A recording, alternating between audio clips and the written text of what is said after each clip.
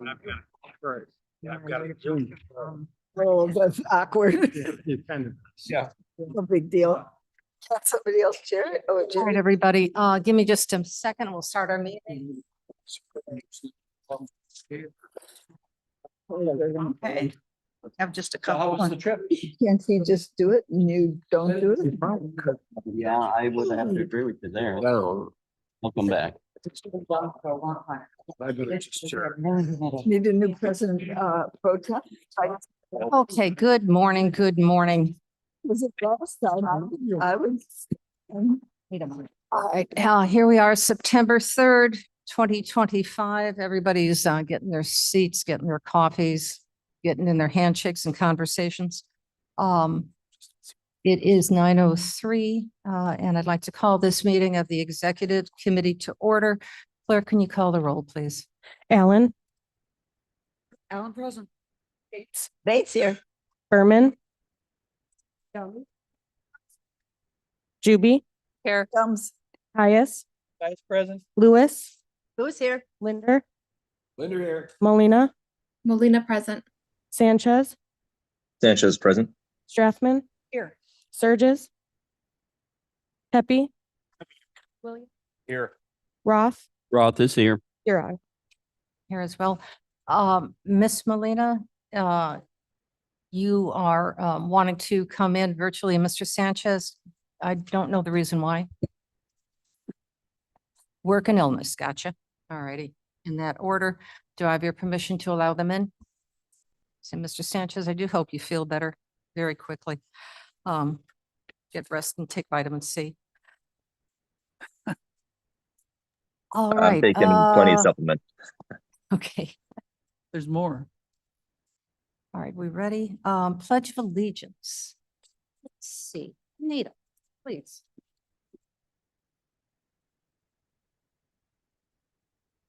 I pledge allegiance to the flag of the United States of America and to the republic for which it stands, one nation, under God, indivisible, with liberty and justice for all.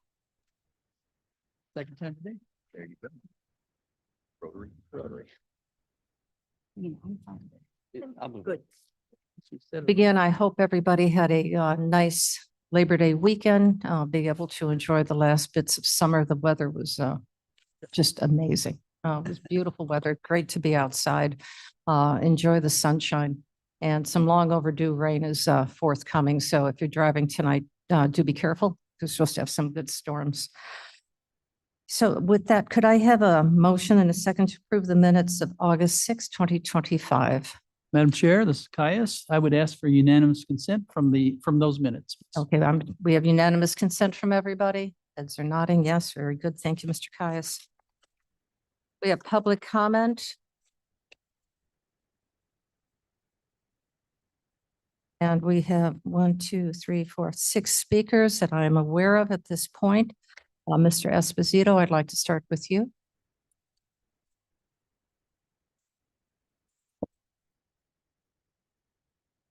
Good morning. Is this on? Yep. Oh, okay. Good morning, Madam Chair and board members. In your packet for the agenda on page 710, it shows a projected deficit of $3,486,000 for the 2026 budget at this point. I know you were in the process of this whole thing. On page 713, it shows that expenses skyrocketed from 2020 on. So I always keep asking, why did they start skyrocketing from that point? And what changed that made those expenses go higher? I'm part of a group, as you know, that questions the budgeting process. We all want good services for our community that we can afford. We have heard many Republicans and Democrats as well say they are at the breaking point. It has become too expensive for many people to live in Kane County. So our group has been handing out flyers indicating places that citizens can go to get information and things they can do to make their feelings known. Last week and yesterday, we were distributing our flyers as people came to pay the second installment of their real estate taxes. There were some other people handing out flyers expressing their opposing position. There were two incidences that occurred yesterday that I would like to highlight because they occurred with me. And that's why I'm kind of upset. One was I was accused of being a liar by one of the people on the other side because we had indicated to people that the budgeting process included the use of the CPI of 2.9%. I understand that the budget will not be fully approved until October or November, whenever it gets done. But I believe that I was correct in the fact that that CPI is being used in order to try to balance this budget. But the more important thing to me was the fact that someone from the other side came over to me and they had a flyer. And on the flyer, they asked me if I knew the person that was depicted. The flyer was for the Three-Headed Eagle Group. They have speakers that come in every month or so. And I was told by this individual that this is a convicted felon that they're going to have speak at their next meeting. I don't know who the individual is. I really had not looked at. Time is up, sir. Okay, thank you. Our next speaker is Vicki Davidson.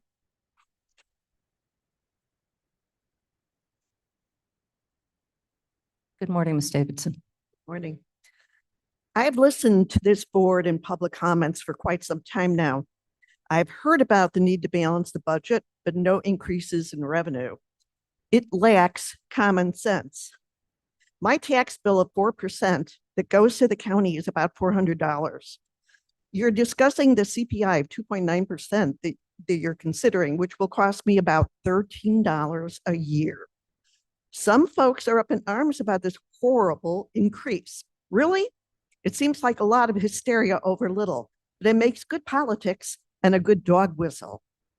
The county hasn't raised taxes since 2013. We have averaged 2.76% inflation per year with a cumulative price increase of 38.7.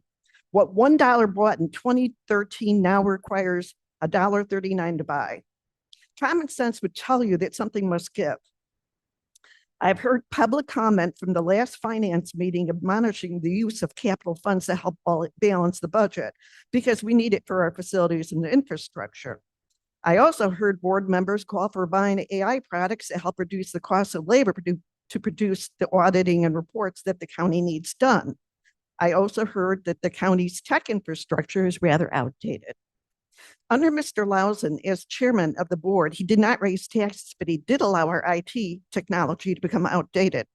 We needed a new public health building because the one we had was obsolete and in poor condition. It was not maintained and had a mold issue. The chair decided not to keep up our facilities while patting himself on the back for not raising taxes. It's not just the public health building. Other county facilities are reported to not meet the current fire and life safety requirements, don't meet building codes, accessibility challenges. This lack of stewardship by Mr. Lausen served to just delay what needs to be done, and now the county is in bad financial shape. Mr. Lausen was short-sighted and used poor judgment. It is interesting to see some on the board who call for no revenue increases while advocating for technology purchases that may be costly. Are they wrong about needing to update infrastructure? No, they're not, but it must be paid for. Inflation from 2013 to now requires that revenue measures be taken. It's time to be adult about taxes and revenue. When I sit here in this room, I look up at the roof, I see the gutters. This is a building that is not maintained. We need to make sure that we maintain our facilities and update our infrastructure. Thank you. Our next speaker is Mr. Anderson.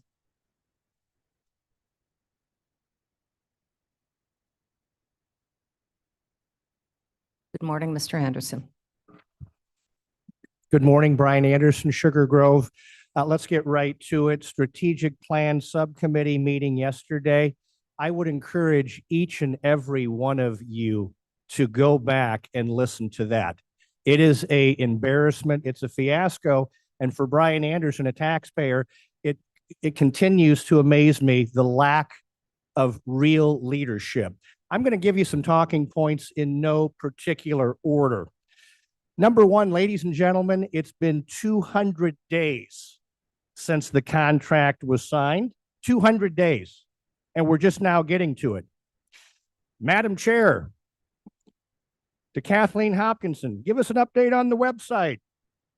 Well, there's some issues. There's some obstacles. They're having problems deciding what color to make the website. I told my wife this morning, my 95-year-old mom is in assisted living. She has dementia. I see her every Friday. The first thing out of her mouth is, what color's your car? I mean, give me a break. I did a chat GPT. It told me the 3 best colors to use for Kane County. Problem solved. Incompetence on display. We've paid $3,000 thus far. We got that yesterday. Ladies and gentlemen, I think it's time to pay and move on. We have a balanced budget crisis to address. All of you work hard.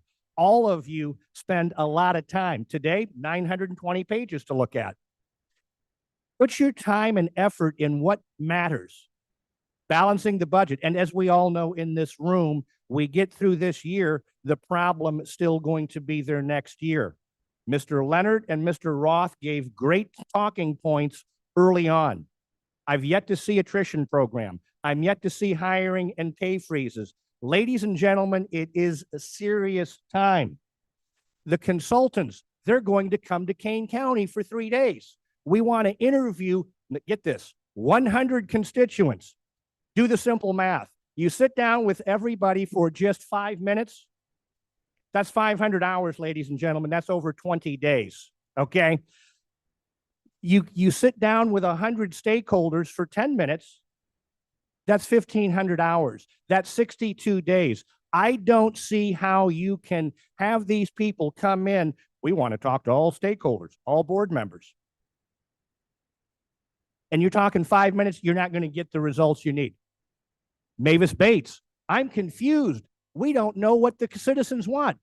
Actually, on April 1st, they told you overwhelmingly, Democrat, Independent, and Republican, do your job. No more taxes, figure out how to raise the budget. She then went on to say, I don't know what to do. I don't know. I'm not a board member, but if I was, I'd be getting a hold of all my constituents, say, meet me at the Pancake House on Saturday from 10 to 2 Mr. Anderson. to discuss.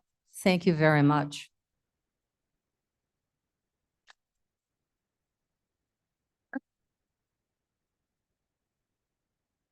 Janine, are you here? There she is. Good morning.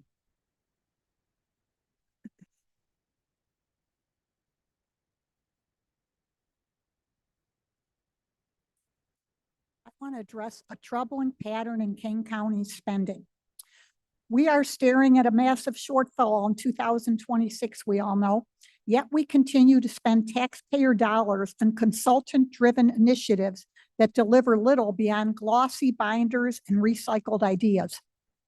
Just recently, we've been billed $3,000. I think we just found out about it yesterday for this so-called strategic plan process. There's not any tangible output yet. And the total contract could run up to $127,500. Yet the first real communication, this was signed up for in February, is now. This isn't value, it's poor business practices. I wouldn't deal with a company like this as a business owner. I would expect to have real return within the first month or two, not what this is doing, which is uncertain return 6 months later. This isn't the first time.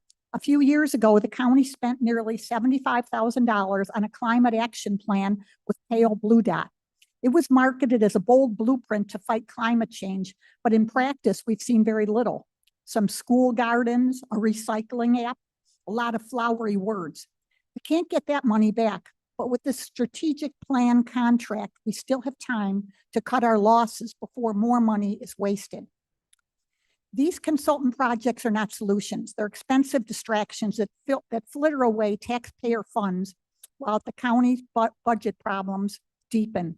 Revenue is about 108 million, yet the board approved budgets of 138 million. Economics 101 tells us spend only what you take in. Instead, King County spends first, tries to scramble to find the money later. Madam Chair doesn't see a tax she doesn't like. Pushing for the countywide sales tax, food tax, CPI index property tax. Thankfully, voters shut down the sales tax by 75% across all parties. Clear message, no more taxes. But we are still saddled with the CPI index property tax increases, not one, but two within a year. Last November, right after the election, and again, just last month. Taxpayers can't keep footing the bill for fiscal mismanagement. Instead of consultants, King County should be all hands on deck for budget cutting, offering retirement incentives, implementing hiring freezes, and auditing departments. With today's tools, even AI can provide broader and faster solutions for free. King County can't afford more consultants or more taxes. Leadership should demand fiscal discipline, not reckless spending. The people have spoken clearly. Let's cancel wasteful contracts, stop flittering away taxpayer money, and finally match spending to the revenue. Thank you. Our final speaker is Mr. Lawson. Oh, and Miss, no speaking, Miss Betteg, you're next then. Michelle Bettag, St. Charles. This reminds me of the Bob Newhart skit back in the, I don't know, 70s or 80s, when he's sitting there listening to all of his therapy sessions, and they were crazy, problems these people had about, whether they were cheating on their spouse and their life's a mess. And every single answer that came out of his mouth was stop it. Stop it. It's a hilarious skit if you ever want to be humored. It's funny, but it reminds me of the King County Board in a lot of ways, because stop it. Just stop it. It's the same thing. 127,000 on this strategic company to do a plan for us that's going to collect dust. Again, climate action plan, 75,000 or whatever. The plan.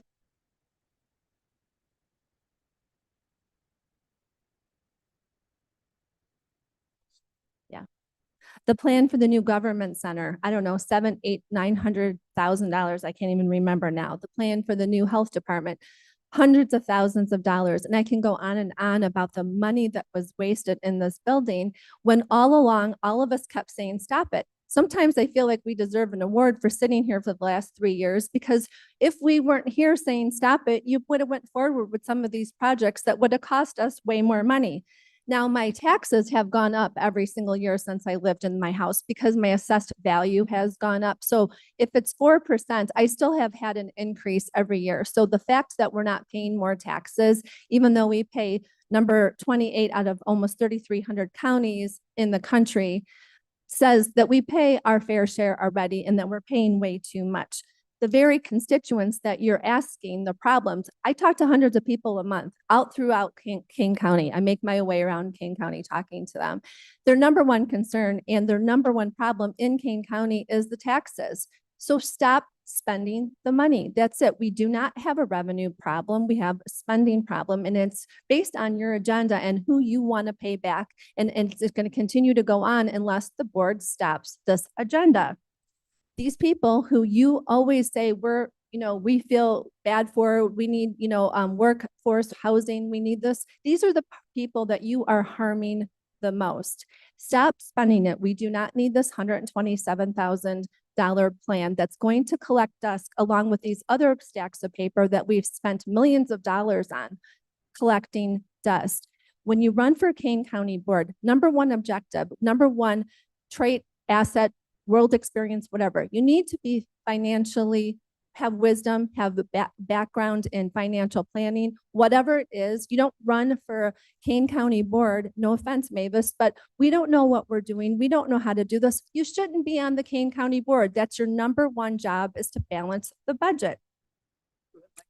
I'm sure I have more, but anyway, please listen to the constituents. Cut your losses, $3,000. It's money well spent to realize we don't need it. Thank you. Thank you. Concludes today's public comment. Madam Chair Gums.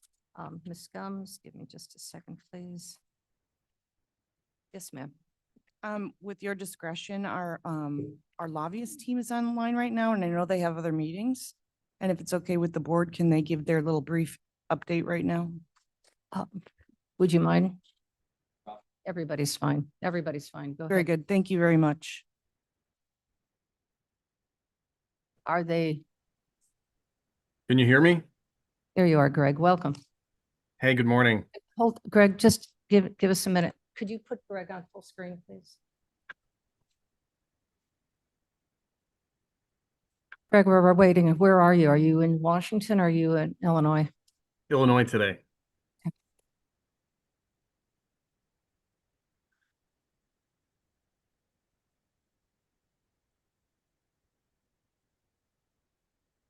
Okay, that's good.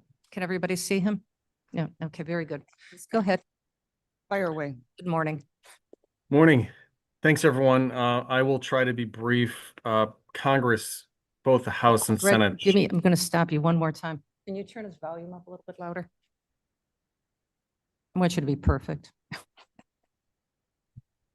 Okay, there we go. Try again. Thank you. Congress just returned, both the House and Senate, to Washington yesterday. They are returning from August recess. And the big item, the big elephant in the room, is finishing the budget by September 30th. The Senate has passed 8 of their 9 appropriation bills, the House 9 of 12. The Senate got 3 through the full chamber, the House 2. So the question is, will they get it done by the end of fiscal year 25 for the beginning of fiscal year 26? The talk of the town is likely a continuing resolution. And then the next question would be, how long? Is it a 30-day? Is it a 60-day? Is it through the end of the year? What the appropriators, the leaders of both the House and Senate committees are trying to do is buy themselves time to finish the 12 appropriation bills. As many of you have probably heard from me previously, and it's been a while since they've passed the 12 individually. What they typically have been doing the last few years is an omnibus where they kind of package it all into one big bill, or a mini bus where they break it up into 6 and 6 like they did in fiscal year 24, or my favorite, the cromnibus, where it's a hybrid of a continuing resolution and an omnibus package where some things are continued and some things are fully appropriated. We have some time to tell. Last night, the House marked up their Labor, Health and Human Services bill. So things are moving, but we'll see if they get it done. For Kane County, we are tracking closely 3 different earmarks that we secured through the members. There's money for the State's Attorney's Office, money for the Forensic Lab, all from Roger Krishnamurthy, Representative Foster, and Senator Durbin. So what will happen is, if they can pass the bills by September 30th, the items are in the committee reports that have passed out, but if a continuing resolution is passed, that means these things get put on pause until they do pass a full bill. So we'll track that closely and keep you posted. Something impacted some of the negotiations is the administration pushing for rescission packages. These sort of pocket rescissions, as they're sometimes are called, are clawbacks of already appropriated funds that Congress has already passed in previous fiscal years. This is sort of a big separation of powers fight between the White House and Congress. The target in this latest package is probably funding from the Department of Education. No bill has been put out yet, but this is sort of impacting negotiation because it's viewed as a partisan attack on already authorized and appropriated funds. So we're keeping an eye on that. Something for just the county's awareness, there was an executive order about grant making that was released in August that gives a little more authority to the political appointees at the agencies. This would take a little more authority from the agency staff and give it to the White House, is sort of the opinion of some. So we're curious how that'll impact grants that the county submits, but for now, we're just keeping an eye on it. That's kind of the big ticket stuff. I won't get into any of the other, there's a lot of executive orders that fly out, but none of them directly, I think, I'd say impact the county. So let me pause. I can take questions now or after the state team gives their update. Are there any questions for Greg regarding federal funding? I see none and none online. All right, good luck with that. I hope we don't have the Cromnibus. So who's reporting now from the state? Who's our representative? Good morning, this is James. Is it okay if I go? Yes, James. Yes, can you put yourself on full screen, please, so we can see you? There we go. There you go. And then hold on a second. There, very good. And I assume you are definitely in Chicago. Yes, I think that's the The fierce background. no. Yeah. Gave you away. Background gives it away. It's not a fake background, I assure you. Good morning. So on the state side, we are focused on October's veto session in Springfield, where the legislature will reconvene for 2 weeks, starting on October 14th. As everyone probably remembers, it was a very hectic end of the spring session, and a transit bill did pass out of the Senate in the waning hours. Kane County and most of the other Collier counties had significant concerns with the governance structure contained in the Senate version that passed, which would potentially allow Chicago and Cook County to act unilaterally without input from the Colliers. So the question is, what will the House do with that bill? House leaders have indicated that there is not enough votes to pass the Senate version out of the House. So they have been in discussions on what needs to be changed in order to get this bill passed out of both chambers.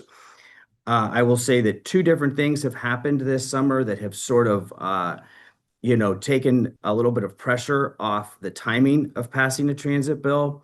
There is additional state sales tax money that is coming in now from online purchases. They think about $150 million in additional funding this year and $225 million next year that will go to transit.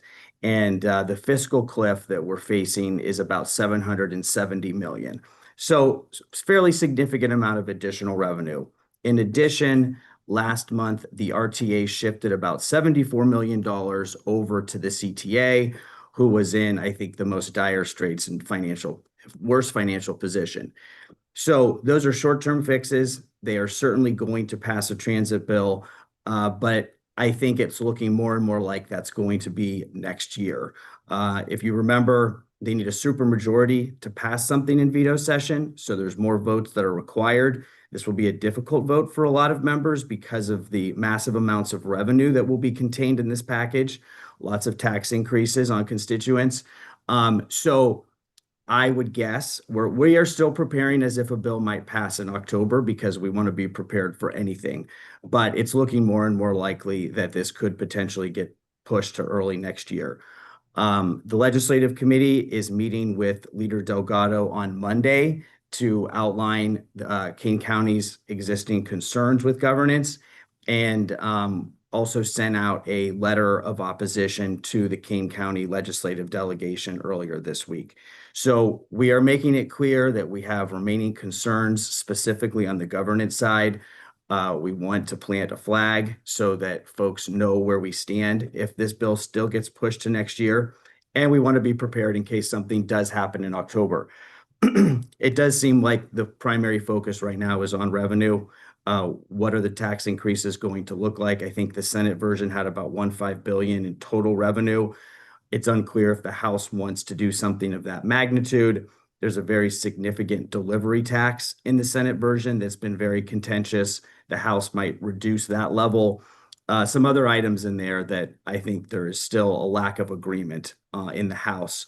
So we just want to make sure that the House isn't entirely focused on revenue and that they do go back to the table to make some changes on the governance structure of the bill. So that's the primary goal right now. Outside of transit, the other issue we're tracking for veto is an energy bill. There were extensive conversations last spring on energy. A fairly large omnibus package did come together, but did not pass. Our primary concern there was that there were further restrictions on local government in terms of zoning control over renewable projects. It remains to be seen what's going to happen in veto on energy. The last thing I heard was that they're actually now just working on a narrowly tailored bill that would focus on battery storage, energy efficiency, and various ways the state can act to offset the expiration of the federal tax cuts. So we're keeping a close eye on that, just really trying to make sure that that zoning language is not included if something does come together. But they still have a lot of work to do to put together an energy bill. So veto session, it remains to be seen, but it could be very busy and chaotic, or it actually could be fairly quiet based on those two major issues. I think that's pretty much it. I don't know, Greg or Kent, if you guys had anything to add or if anyone has questions. Greg, do you have anything to add?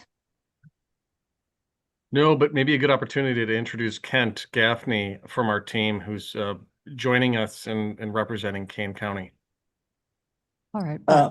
Hello, Kent. Tell us a Hi, little bit everybody. about yourself. Well, I've been at McGuire Woods. I'm Senior Vice President at McGuire Woods Consulting. There's about 7 of us there right now. My background is I was Director of Appropriations on legislative staff, served as a legislator in the 52nd District, which is just in Lake County, not northeast of you guys. And that's about it. And I work with Greg and James on your issues, local government and appropriations issues. Righty. Madam Chair Gums, if I may. I look forward to having a deeper discussion with you, sir. Thank you. You too. Ms. Gums.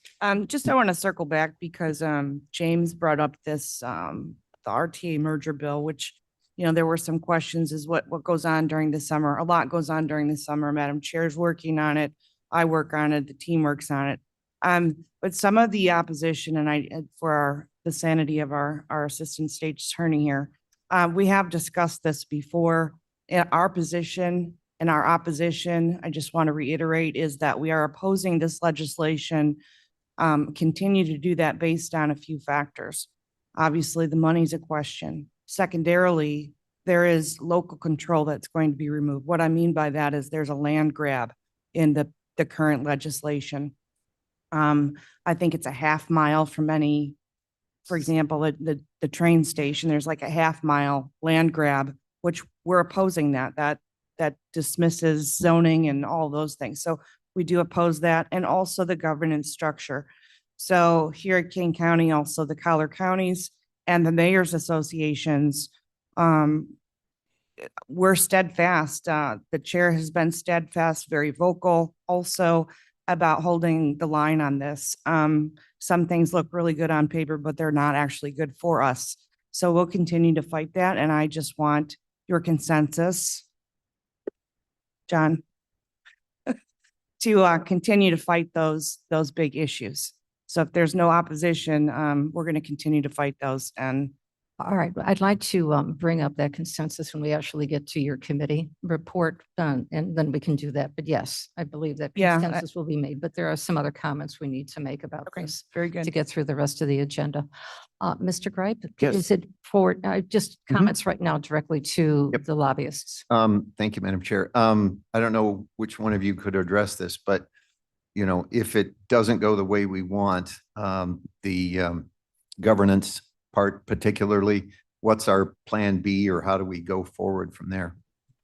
It's a good question. I think, we have to have some long conversations about that, because that certainly is a possibility. One thing that has been discussed is that amongst the 5 appointments that the governor is given in the language, that you make sure there is geographic equity amongst those 5 individuals, so that some of them will be from the Collier counties. That will help offset. Basically, the concern is that all 5 of those governor appointments would go towards Cook and Chicago. So if you had some geographic equity, it would help balance that out. But certainly open to any other ideas. I think that is definitely a conversation that we need to have, and just be prepared because, you know, the Senate did pass this language, and the House has indicated that their primary focus is the revenue. That's really, you know, what they've been focused on this summer. And so I want to make sure we're prepared for all options. And once again, I have some strong issues with the governance model. With all due respect to the governor, I respect him immensely, but they're his appointments and not ours. And if I could piggyback on that, Madam Chair, it's, you know, people forget it's not the human being, it's the position. Yes. So it might not always be one, you know, group of individuals. I mean, we're writing laws about positions. Mr. Tepe, you had a question for the lobbyists? Yes, Madam Chair, as is normal for me, where do we stand on the senior tax freeze, increasing the amount? I believe it was actually passed by the Senate and then was not taken up in the House. Yes, no, that's yes. We are still working on that issue. We did, I thought we were close to getting it done in May. Unfortunately, we fell just short. There was a legislator from the Rockford area that actually filed a bill last week or the week before to help address this issue. So we just continue to make progress. But I do think that what happened in May was a good sign that there's a growing consensus that this needs to happen. And I've heard it from members on both sides of the aisle in both chambers. So I think we just need to keep doing what we're doing and eventually we will get it done. But I know that was frustrating that we were so close in May and it didn't get over the finish line. Yeah, thank you. Keep on pushing. That's an important bit of legislation. So, all right, the governance is an issue. The funding is a critical issue for us. I want to remind everybody that previously that we fought down, but it can go back onto the table. The complete sweeping of all of our RTA money would go to support this new consortium of PACE, Metra, and CTA. And that would be, I think it's $27 million, 27 million gone from our revenue stream, which would devastate not only us, and I only speak about us, but certainly to the other counties as well, who use that revenue stream for roads and safety issues. So that, and there's some other things of Pace Bus having mandated to have electric buses by 2030. Each electric bus and its entire fleet costs about $1 million each. Plus, that means here in winter Chicago, winter Kane County, when battery usage during colder times depletes a little bit quicker than in warmer weather, those buses would be charging more often than right now using natural gas or a combination of natural gas and electric. Each one of those buses being $1 million, there is very slow in production on them. So if all buses have to go electric within a certain period of time, they would have less buses on the road because of that mandate. It just doesn't make logical sense. Sometimes with all good intentions for clean air, et cetera, sometimes practicality has to go forward and allow that opportunity to go a little slower. And part of that bill would certainly be changed because just production can't happen that quickly, nor can that money be spent that quickly when their money is being readjusted. And there's also restrictions on how much money they can possibly spend. I think it's $100,000 without having to go to get the full board approval. Repairs on a Metra engine, immediately you just look at it and it goes over 100,000. Those are very expensive entities to manage, and they last a very long time, 30, 40 years. So it's not certainly a waste of money, but operating on those trains are expensive. So there's a whole myriad of things on this bill besides just governance, which need to be carefully looked at and adjusted. And those are things that have not been talked about publicly, but I'm sure the agencies, which you will hear probably in December or sooner than that. We'll discuss with you. If you have any of this board has any further interest in knowing more about that, please contact me. I'll sit you down and we can go through about a foot of paperwork that I have collected on this issue. Literally. It's at the corner of my desk. I'd be happy to share it with you all. So James, keep up the good work. Perhaps I will talk to Michelle and we can set up a meeting later on this week so we can discuss what our presentation is going to be at Monday's meeting. That'd be very helpful. I think there was another question here. I Ms. did have a Pace. question. I think one of the options, hi, James. I think one of the options was to change anything that would pass in the governance issue, that it would require 16 votes for any decisions to be made, which kind of solves everything. I think Michelle told me that. Yes, we Yes. want one more vote, one more vote. That's correct. Sorry, I should have said that. That's correct, one more vote. Otherwise, it's dominated. There are 4 different sectors. The Collier counties have 20. The Collier counties have 5 of those sectors for the Colliers. And right now, they only require 3/4 vote to pass.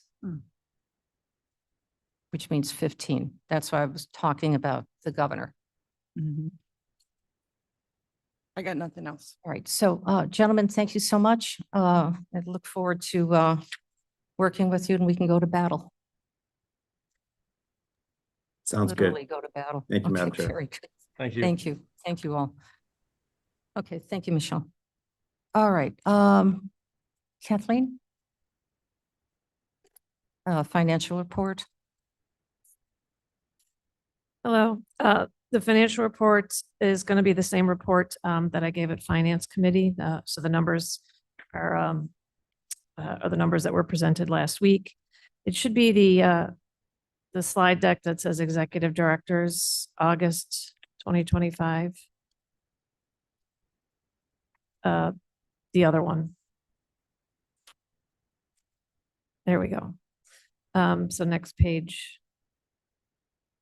The key indicators on the general fund, general account. The amended budget for 2025 for the general fund, general account is the revenue is 112.8 million. The budgeted expenses are 140.4 million, which means that the county needs $27.6 million from its reserves in order to pay for expenses. At this point in the year, we've got less than 3 months before our fiscal year end at November. Our expected revenues at this point of the year should be 72 million. We're at 68. Our expected expenses would be 99. We're at 92. So if you look at our actual spending of 92.2 compared to our revenue at 68.2, we're essentially using at this point in the year about $23.9 million in reserves in order to pay for expenses. So we are on track to come pretty close to that budgeted $27 million use of reserves in our general fund, general account. Couple of key things to pay attention to on the revenue side. There's some timing issues. So there will be a little bit of pickup in the revenue, primarily in property taxes. The second installment of property taxes just came in. That will be coming over, that the county share of that will be transferred over to the county within the next few weeks. So the property tax revenue will go up at that point. The other item to highlight under licenses and permits, building inspection permit revenue is about $700,000 under budget. Some of that is timing. The Executive Director of Development is here today. If you had any particular questions about that revenue, the permit revenue fees are going to be going up on January 1st. So that should be noted. On the expense side, everything is pretty much within range. Our commodities line item is above where it should be at this point of the year, primarily because of the food line item in the sheriff's adult corrections budget. Next line. Or next slide. Just some key things to pay attention to, because the contractual services as a whole in the general fund is slightly under budget. So I went through and I pulled some of the larger dollar amounts where they're under budget. You can take a look at those. Some of them are several $100,000 under budget at this point in the year. Notably, medical, dental, hospital services for the sheriff's office is about $768,000 under budget at this point. Juvenile board and care is under budget at this point. Repairs and maintenance for grounds computers are under budget at this point. So those are just some highlighted amounts. Next slide. This is general fund, general account only, personnel services costs. Differences between where we should be at this point in the year and the actual numbers. And I have the dollar amount difference and the percent amount difference. So if you take a look, you could either look at the percent. Both of them are meaningful pieces of information, either the dollar amount or the percent difference. Some of the larger dollar amounts, the sheriff's office is about $1.1 million under budget, where it was expected to be at this point in the year. The county clerk's office is under budget, and the court services are the larger dollar amounts that are under where they should be at this point in the year. And those are the key indicators. If you have any questions on those. It looks like development is slightly over budget. Yeah, it could be as a result. I don't know the answer. It could be as a result of the reorganization of all of the staffing that moved from the Office of Community Reinvestment over to development. And then treasurer's office as well, looks like it's slightly over budget by, was that about 55,000? Mm-hmm. All right, is that increase in, do you have an idea? Is Mr. Lawson here? No, if it's an increase in staffing or an increase in compensation? It's, I think I have to get more information on that. Okay, if you can share that with us. Mhm. There's a fine reason why.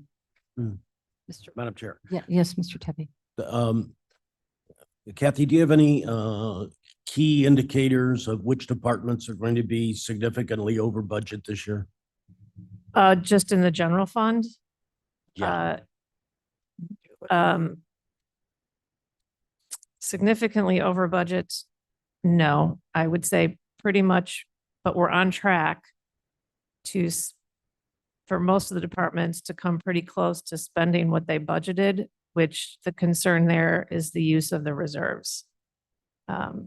So I can get back to you on forecasting by department, which departments might be over budget. I don't think there's going to be many that are over budget for 25 out of the general fund. Thank you. Is that it, Kathleen? Yeah, and then the other thing is next Tuesday at County Board, Michael Mallett, the audit partner from Baker Tilly, is going to be here to present the results of the audit work that was performed for the county's fiscal 2024 audit. Okay, so there's a question, and then I have one more follow-up. Mr. Surges. So sorry, Madam Chair Surges. Kathy, first off, again, I appreciate your cooperation in trying to tailor this to our level, as dashboard-esque as we can, kind of giving us an indicator of why something may or may not, timing wise and stuff like that. I also wanted to just thank Kathy. I have been working on some documentation information available to use to get information out to people. about what the county does. And the second blush of that brochure came out, and it was interesting the way it was put together. Not a lot of guidelines put to it, but I had called Kathy and said, I need a little faith and trust between us here. If we could just give me a overarch list of the expenses by either office or department, because we would want those top 10 most expensive people on that brochure, not the lesser expensive ones. And it's just amazing when you don't give the direction how it's, the brochure came out naming a couple of things. I was just like, but you forgot the big ones here. And so Kathy, I thank you for just really briefly quantifying. I know your time is valuable, but I appreciate you giving the quantity, which allowed me to then take that and give it back to the brochure people and say, no, don't grab the logos from these departments or offices and include them in there. So thank you on that. Two specific, a statement and then a specific question for you. In yesterday's meeting, I've now heard a couple of items come out regarding the invoice for the strategic plan. And I thought I heard yesterday on that meeting that we didn't, that while we had an invoice, we didn't know what that dollar figure was. Now I'm hearing a dollar figure of $3,000 being passed around. Is that the figure? Yeah, I mentioned that, yes, later in the meeting yesterday. Okay, I must have missed that. I didn't know if somebody was speculating on that or if that was true. And then finally, I just wanted to make a statement, Madam Chair, that because I think someone in the audience and I try not to ever respond to these things, but I am a believer that a budgeting process should be revenues in versus expenditures, that's a zeroed out budget basis, that taking from reserves is not a way to run a budget. That I absolutely believe that reserves have a place, and Mavis and I disagree on that a little bit, but very professionally and very, very strategically. But I do believe that there are things that hit the county that we can't anticipate. Expenses, lawsuits, and stuff like that. And those reserves are there for that. We're not hoarding them. We're not deliberately not spending them. They are specific for those unforeseen circumstances, but they are also there to make investments that we normally wouldn't make. And so my comments regarding our auditor's office saying AI just seems like something that we would want to make that investment in, and taking that money from capital reserves or reserves of any sort is an investment that I find absolutely palatable. Unequivocally, that's what they're there for. That's what they should be used for. And I only wish that AI was available 10 years ago and we could have said, hey, but as far as I know, this is pretty brand spanking new stuff, and it's earned my attention. And I have taken criticism from all over the board for making that statement, including Mr. Hain, the sheriff, who criticized me in a text message saying, what are you, nuts? And I said, no, I believe in this. And it was an interesting conversation. And I do want to put on record that I have been an advocate very specifically, very strategically, in the software that the county already owns. Tyler. We have not utilized that to the best of its ability. There are modules that we've not purchased, and I have always said we need to be using that. We need to be expanding it or identifying it for replacement, because I don't think we exercise to the best of our ability. So I don't know that we have the best of the best. That's all I have. All right. Thank you. Mr. Hain, I invite you to send me notes too, because I am an advocate of AI as appropriate for Kane County. Oh, to no, make it a he little yelled bit at more- me. No. So we can have a conversation about that. But there was a question, if I may, Mark. I don't mean to put you on the spot, but can you give us just big picture, because we have fees are going up. And yet permitting is not, but yet I see construction all over the place. So what's the discrepancy? Sure. So one, just to clarify, our permit activity is just for the unincorporated areas. So anything municipal construction is in their own jurisdiction. Typically with building permits, which are a response to application we receive, process, and then fees are paid at the time that they're issued. Somewhat seasonal, we typically get a spring rush, and then we're just about to start our fall rush projects when they get started. I don't have a solid reason for why it's lagging right now at this time. But a couple of factors I think could have played into it. One would be if people are waiting for interest rates to drop or kind of ride out the tariff situation to see what happens this fall. But we have continued to get some very large home permits coming in. We expect some of the solar projects that have been approved to be coming in for permit. So I'll keep you posted, but that's generally the explanation I have.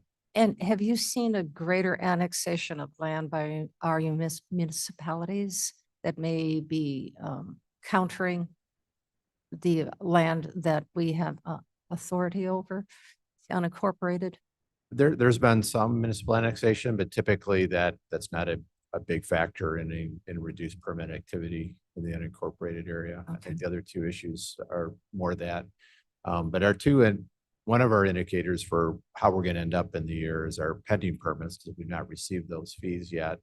And then permits that we might still be receiving applications for September, October, November in order to beat the cold weather. Okay, very good. All right, so we'll just keep track of that. Maybe a new reality for us. All right, Madam Chair, yes. this yes, is sir. Caius. Caius. I'm chair of the administration committee, which covers IT. I'd like to just speak to that, the AI, while it is and before we get over our skis too far in a discussion on that, I believe, and I've talked to Roger about this as well. And we have not, as a county, delved strongly into artificial intelligence, and I will just quote this. And I would argue that AI is not mature enough for government critical services, while all of our services in IT are performing as expected. And we have had no significant problems with security or performance on any of the levels or any departments that I'm aware of as chair of administration. So I think that speaking to you, I think AI is going to be the way it's going to be in the future. But I think that right now, from our experts, the AI is not mature enough to depend on a county where it's very important to make sure everything is correct to adopt just wholeheartedly at this time. So I think you're right on that one. Not to get too far into a discussion on this. We presented, we need to go on, but I would like to, we had a discussion on AI previously with Coffee with the Chair. And I would like, let's move this to a committee of the whole and have a robust discussion about it so we can narrow it down, because it is, we know it's coming. It's something that we should embrace, like a car back in the day when no one wanted a car, and they were afraid of it. Madam Chair, if I could just clarify, Chris, my comments were very specific to the auditor, and I rarely ever speak to something that I don't have a basis on.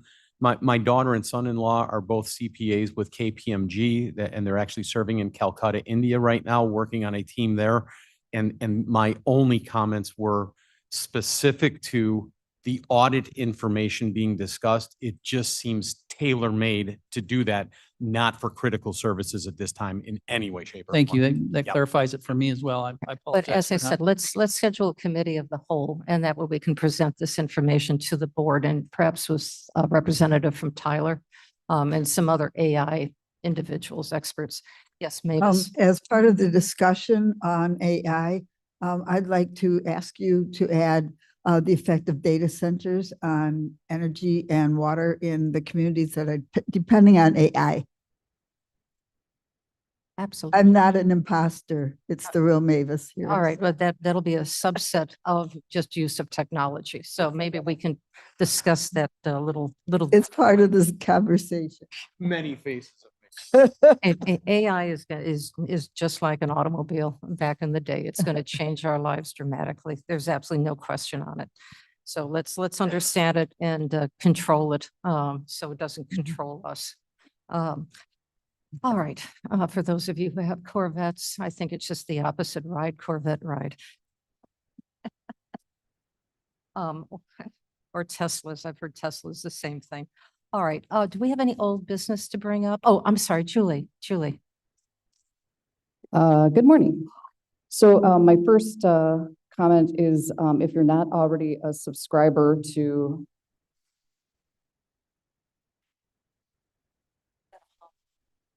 there we go. Oh.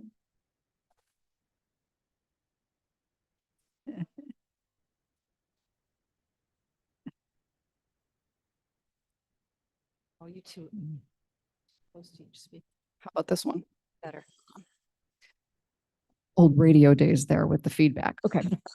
Also really important, if you're not a subscriber to Kane County Connects, and I can tell you that I can go through my subscriber list and know who's on there and know who's not, please take a moment to subscribe. It's really important. We do a lot of really good work in that newsletter. It's being picked up by other people like Fox Valley Magazine that just takes verbatim with credit to us.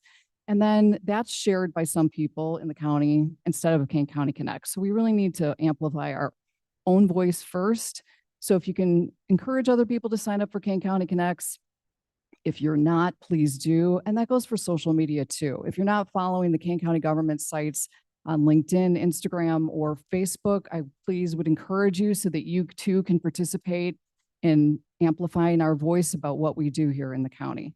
I'll skip over some of the noteworthy stories that we did this month. Outreach and engagement, you'll notice that there's a blood drive downstairs. I know it's not really Kane County, but people are coming to this building to donate blood and save lives. And I can just say that last month, we successfully had 35 donors, which apparently, according to the Red Cross, saves about 105 lives. And we had 10 first-time donors. So the word's getting out. People want to come here and want to take advantage of the blood drive. I continue to work with the Strategic Planning Committee, Judicial Partners Committee, preparing for the next Kane County Communicators meeting, which will likely include the communicators for schools this time. Hosting committee for the upcoming US 250th birthday. I recently convened a meeting to find ways to improve getting people around this campus. I don't know if you've actually tried to walk it, get into the elevator. Mike Daly downstairs, Brenda Bushbacher, who's been watching the front door, met with them along with GIS to see if we could come up with a better plan, a better map, better system of possibly putting arrows on the sidewalk to go to the assessor's office, go to the clerk's office, follow these arrows. Anyway, and then make it more accessible to people who speak in Spanish too. Those seem to be some concerns with people who are coming here to use the clerk's office, go to the assessor's office, go to the treasurer's office. So we're working on that. Pushing out media releases for the health department, preparing for one today with emergency management, highlighting a legislative change secured by Director Bezecki to improve emergency vehicles access. Range and copy with the chair. It's now posted on the Kane County government homepage. Features the new superintendent of the Regional Office of Education and 2 members of the health department, a robust conversation about getting kids back to school. And then I field media requests as they come in. Upcoming events, we have the recycling event, which is on September 27th at the clerk's office from 8 to noon. We have a rabies and microchipping clinic on September 17th. That's hosted by the Kane County Animal Control. And I did want to give a special shout out to Tekla Metzel with Kane County Animal Control. She's the creative force behind Kane County Connect's long-running and much-loved Pet of the Week feature. And her engaging articles really have led to countless pet adoptions and are always a highlight to read. And she recently got a very nice email from a subscriber who enjoys her work. So that's my report if you have any questions. Are there any questions for Julie? All right. I would remind the board that if you need a press release, if you're doing a public presentation, if you would like some photographs taken at your presentation, please connect with Julie. And Julie will make sure that she assists you with those drafts, the writing, and of course it's your words, so she will help you draft it out, and then you take ownership of it, and taking the photographs as well and ensuring that those are there. But you've got to tell her if there's an event in your district. She tries to keep aware of everything that's going on, but there's 24 different districts and it's hard to keep up with everything. So just send her a quick email and she'll put you on the calendar and arrange a time to come by so you can have a one-on-one and make sure that you are presenting the information. Oftentimes I have to share what I do with legal to make sure that I am following state statute as well as county code.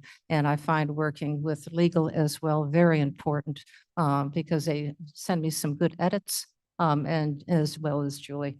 So it's a three-way situation when I present anything, any letters that go out or public addresses if I'm speaking on behalf of the board. Yes, sir.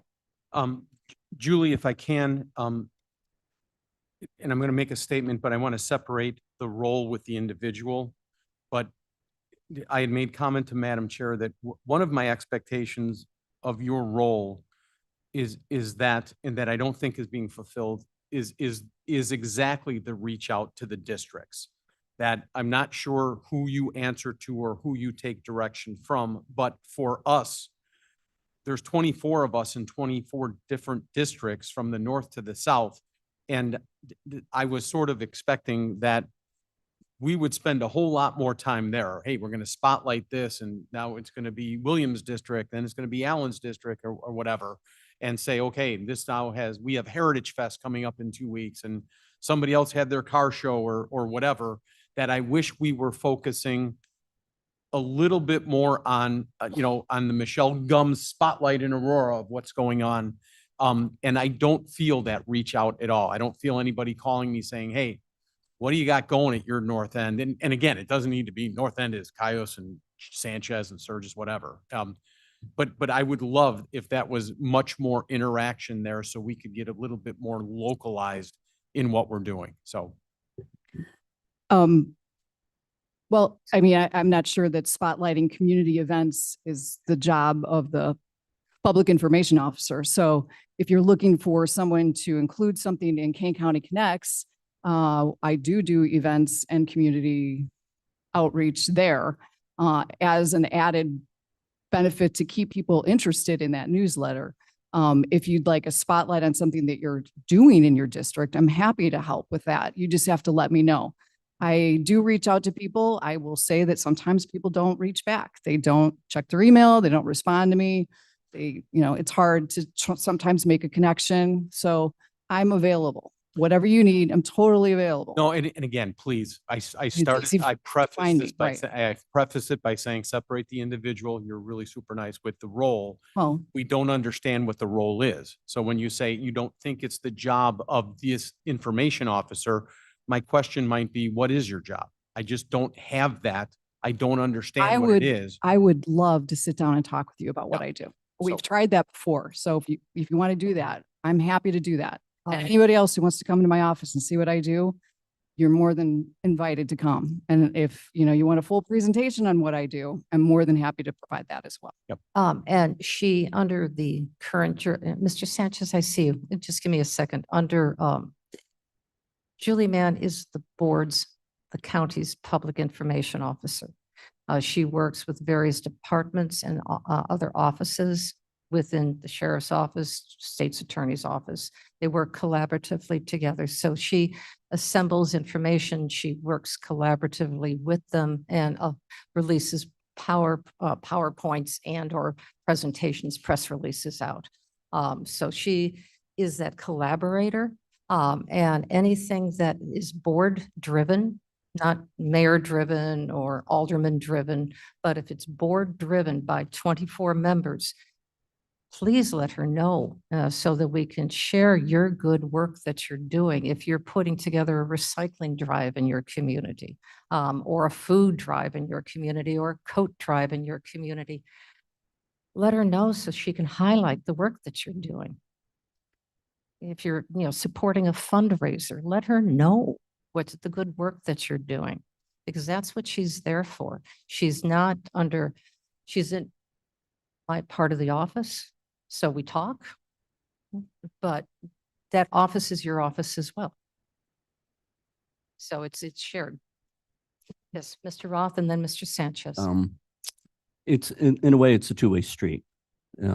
She doesn't have a crystal ball to be able to read what's happened in our districts.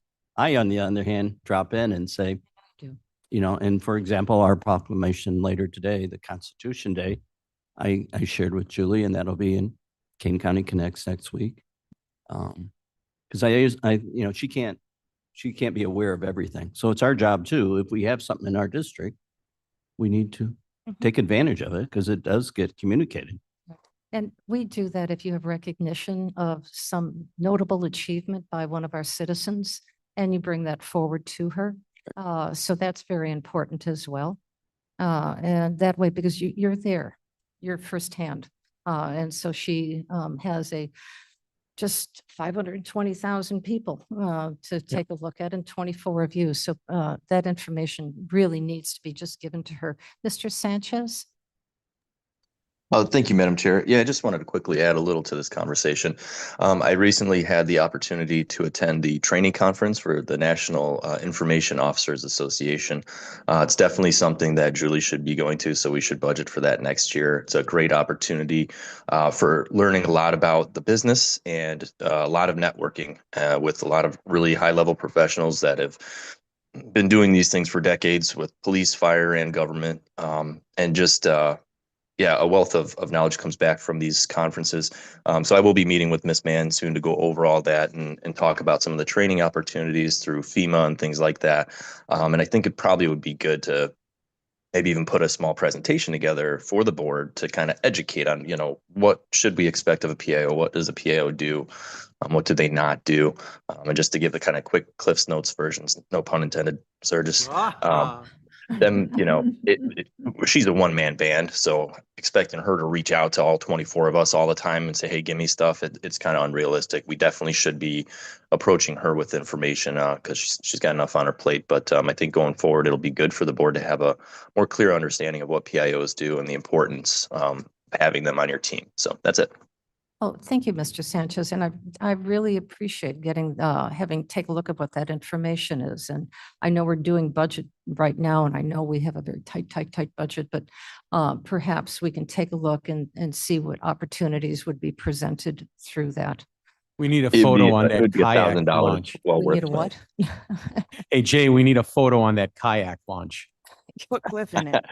I got a couple the other night for you. How many do you have? There you go. I wanted the three, I heard the three of you, the representatives of Northern Kane are going to go on a kayak trip. Yes, sir. Just on the other side of that, we're taking information from the county and getting it out. I've worked with Ms. Mann for the last couple of years, contacting her when I have a meeting with either the villages, Algonquin or Carpentersville. And she has provided me a short update of the important things that would reach out particularly to the northern part of the county, but also other things that they might be finding interesting, which I also pass on to those during their meetings. So, and she's able to go through all of the things faster than I can because she's dealing with it daily. She gets right back to me, and I am able to take that at our bi-weekly meetings for each of our villages up there. Okay. So just the other way around on that. So thank you, and thank you all for your comments. So Ms. Mann, perhaps I know we're doing a lot with budgeting, but no later than November, could you put together a PowerPoint for us, and we will give you a presentation at the executive committee then about what actually the PIO does for a county, and working with Mr. Sanchez, maybe you can get some cogent information about generally what a PIO does, because this is a new position for the board. And we can then move forward for their understanding, get a little bit more comprehensive idea of what you do and use you, take advantage of you. All right, thank you for that and good discussion. Now, is there any old business? Yes, ma'am. At the last executive meeting, we came up with 4 deliverables that we identified for you to come forward with the budget. I was a little surprised we don't see any of that today. We had asked for information on personnel and staffing. We'd asked for an org chart. We'd asked for information on the strategic plan. And we also asked for the lobbyist contract to be signed, which I understand has been done, which leaves 3 things that your proposed budget depends upon. And I don't see the proposed budget here for discussion. So when are we planning on having that conversation? There has been some additional conversation that has happened. As you know, Jane Talish is on temporary, she's taking care of her son's newborn child to help out the mother. She is out of town. She's going to be back later on this week. So I could not have that conversation. The baby's fine. It's just maternal help for a newborn mom, first mom. So when she comes back, I'll be able to better put together that presentation. There is also other conversations that I'm having with Mr. Frank about the management of that office that we have not been able to discuss yet. So I wanted to wait until that happens. So I heard what was happening, but I am not prepared and ready to present the detailed information with you for this committee. It's the timing. Her leave was unexpected. It was an emergency call. So may I ask a follow-up question then? Oh, absolutely. When will we, as the executive committee, be expected to receive your proposed budget? Well, the final budget has to be approved in October, so definitely by then. And as you can see, we are on track right now. The presentation that Kathleen put together, we are completely on budget right now with 3%. I think we're 3% below budget. So it's not that we are overspending the allocation that was given to us for 24. We are completely on track with that. I was asked to see if we could reduce expenses, but that is going to have to be something that we have to take a look at with staffing. And this committee, the finance committee and the executive committee, became very invested in whether or not a position would with position control. So that is something we have to discuss further because it's somewhat, I think we should go into executive session if I go any further, but it's something to discuss. So I'm. Yes, ma'am, but I hear you loud and clear. But I'm sorry, what are we expected to do another special meeting for executive or? Let me, if I can't get back to you on that until I get the information from the conversations that I've mentioned that I've yet to have. Okay, could I reword the question then?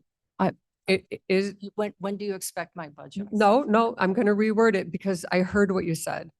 So will we be having this conversation before the October executive meeting? If that's what the executive committee desires, absolutely, but it'll be in a couple of weeks. Yes, Mr. Surges. If I'm understanding, and again, I'm not trying to tiptoe on executive privilege here in any way, shape or form, but I think some of the questions that we asked last week were very poignant, but are cyclical. They come up every couple of years again, saying the administrative offices upstairs and that department, who's the supervisor? Is it this executive board or is it the committee or is it the chairman of the county? And we tap dance around this and it doesn't matter whether it was Karen McConaughey or Chris Lawson or Madam Chair, we've just never answered this. And I think people are now trying to research to see, hey, pull ordinances or pull resolutions to see if some other board had, dictated this and this is how it's supposed to be. I don't know that exists. And I certainly, I hate making a statement when I don't have an answer, but I don't have an answer on this one. But I don't know how a group of people upstairs with that budget, they need a leader. They need to know who it is. So if that's Madam Chair, yay. If it's us in this room, yay. But somebody should just, Mr. Frank, somebody should just define that for us so we know by which, who is presenting a budget, who is doing performance evaluations, who is steering the ship. And I don't know that we have that. And then my second comment, and then feel free to chime in. My second comment is, we did discuss this, and Leslie, I think, hit me upside the head if we're wrong. we did discuss the strategic plan. And I believe what I heard was the question last week was, how much have we spent on this? And how much do we have? Now, I understand two school of thoughts. If the bill is only $3,000, do we really need this thing and should we just kill it and be done with this? I heard another school of thought saying, listen, it's already budgeted for this year. Finish it up and let's go. And we don't need it for next year's budget. Yay. I mean, I don't know that the goal was to complete it or not complete it in that context.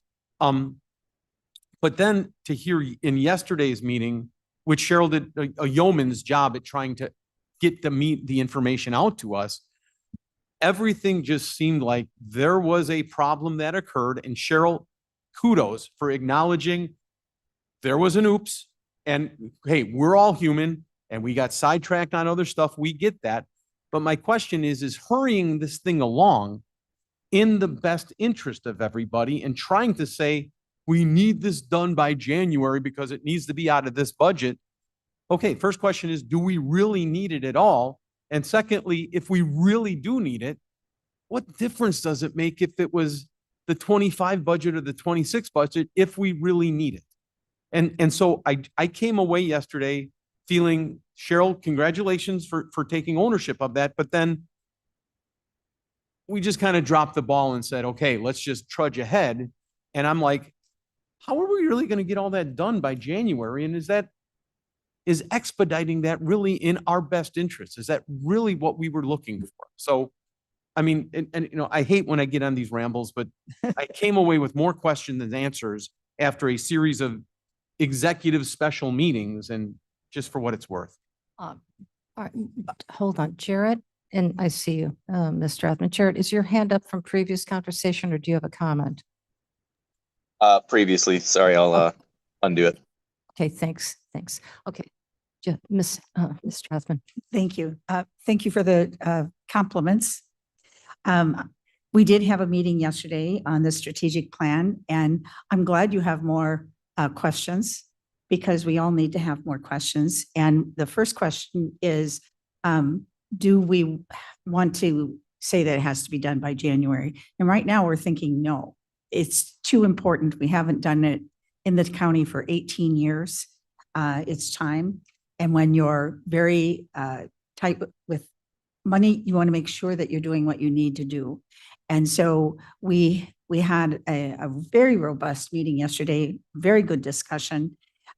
We are going to be planning another meeting soon. I'll be going over the calendar to see when we can work it in. But, and part of the question about the budget, will it be part of 25 or 26? All of these things will be addressed by the subcommittee.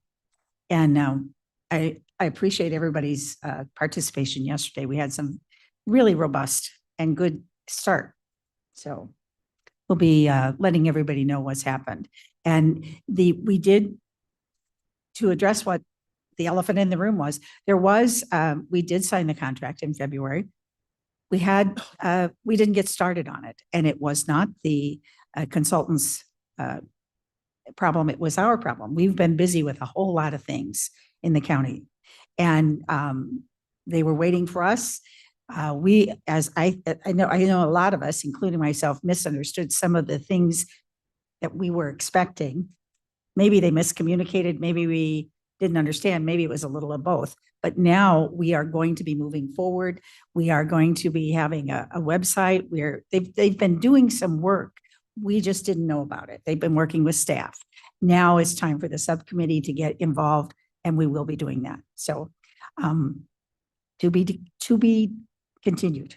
So, all right. And the subcommittee is a committee of the executive committee. So that's where it sits. Yes. To Ms. my Bates. colleague to the left, another big issue that we talked about, maybe prior to the meeting yesterday, and we answered in the meeting yesterday, is what's been done? Has anything been done? And there have been several meetings that have gone on with Barry Dunn and with a internal working group of our staff. So things are clicking. things are happening. That was another big question. And Ms. Hopkinson, who I'm sure will be happy to correct me if I'm wrong, talked about rebudgeting these expenses so that, Ms. Hopkinson, could you explain that again? I don't want to try. What I was describing yesterday was in very large projects, particularly in a lot of our large capital projects at the county, if during the summertime when the budget is being put together for this next year, if that office or that department is realizing that that project isn't going to be completed or is delayed for some reason, they will typically rebudget that in the next year's budget because it will be happening.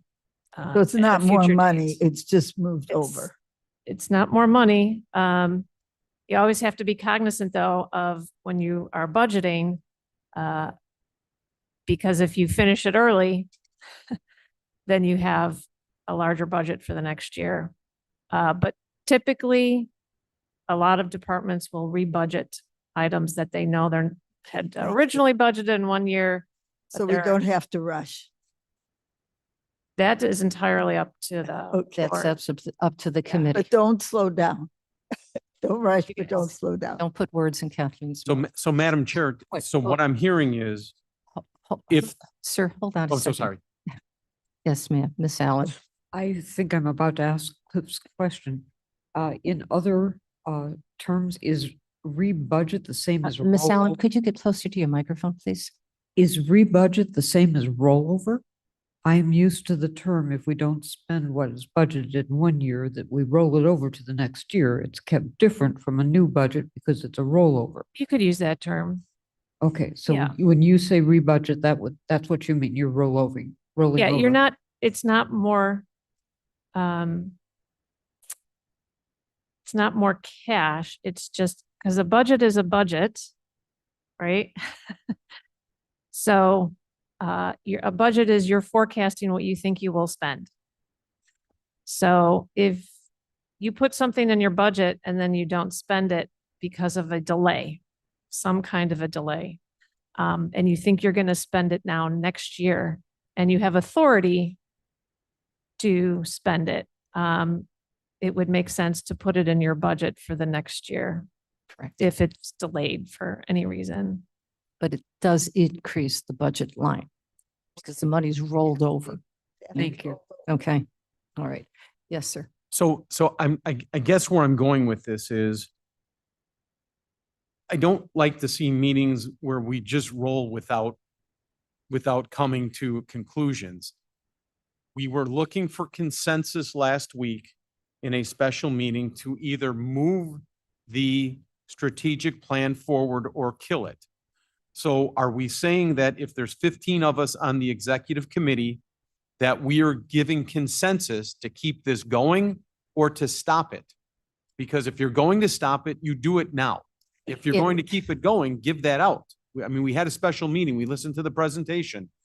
Don't wait and then come in February and say, well, golly, why wouldn't we do that? Well, I would suggest if there are board members on the executive committee who would like to table this, that they present to us a resolution by Thursday and we can get it onto the county board of consent. And that discussion then could be had by a vote, because by vote it was passed, by vote it would have to be rescinded. We need to get on to this. We've had a lengthy conversation. Mr. Gripe, you'll be the last person, please. Thank you, Madam Chair. Just hopefully moving forward, however we move forward, I think one thing we didn't do well, and that's an everybody we. It's not on any person or any department or any consulting firm. We need to communicate better. So the analogy that pops into my head is you're sitting on an airplane at the gate or on the tarmac and you sit and you sit and the pilot doesn't say anything. Okay, could be air traffic control, could be somebody else. Tell us what's going on. If there's a problem, if there's a delay, if somebody did something right or wrong, just tell us, please communicate. I just ask that of everybody. And communication is a wonderful thing, honest, forthright communication. God, put that on the wall here someplace. Let's talk to each other. And that goes for staff to board members as well and vice versa. All right, is there any new business? None, very good. We're going to now go to the preliminary county board agenda. I have been asked. Madam because of- Chair, I'm so sorry. I have Yes. one under new business. Yes. There have been several FOIA requests coming out that we keep getting emails on. All I've done is forward them to the state's attorney's office and Roger saying, I give you permission to do Do whatever. your research. Yeah, are we supposed to be doing anything else? Like somebody just sent me a note saying, hey, listen, you got it. Savannah, was that you? I don't know who said it, saying you need to do something else.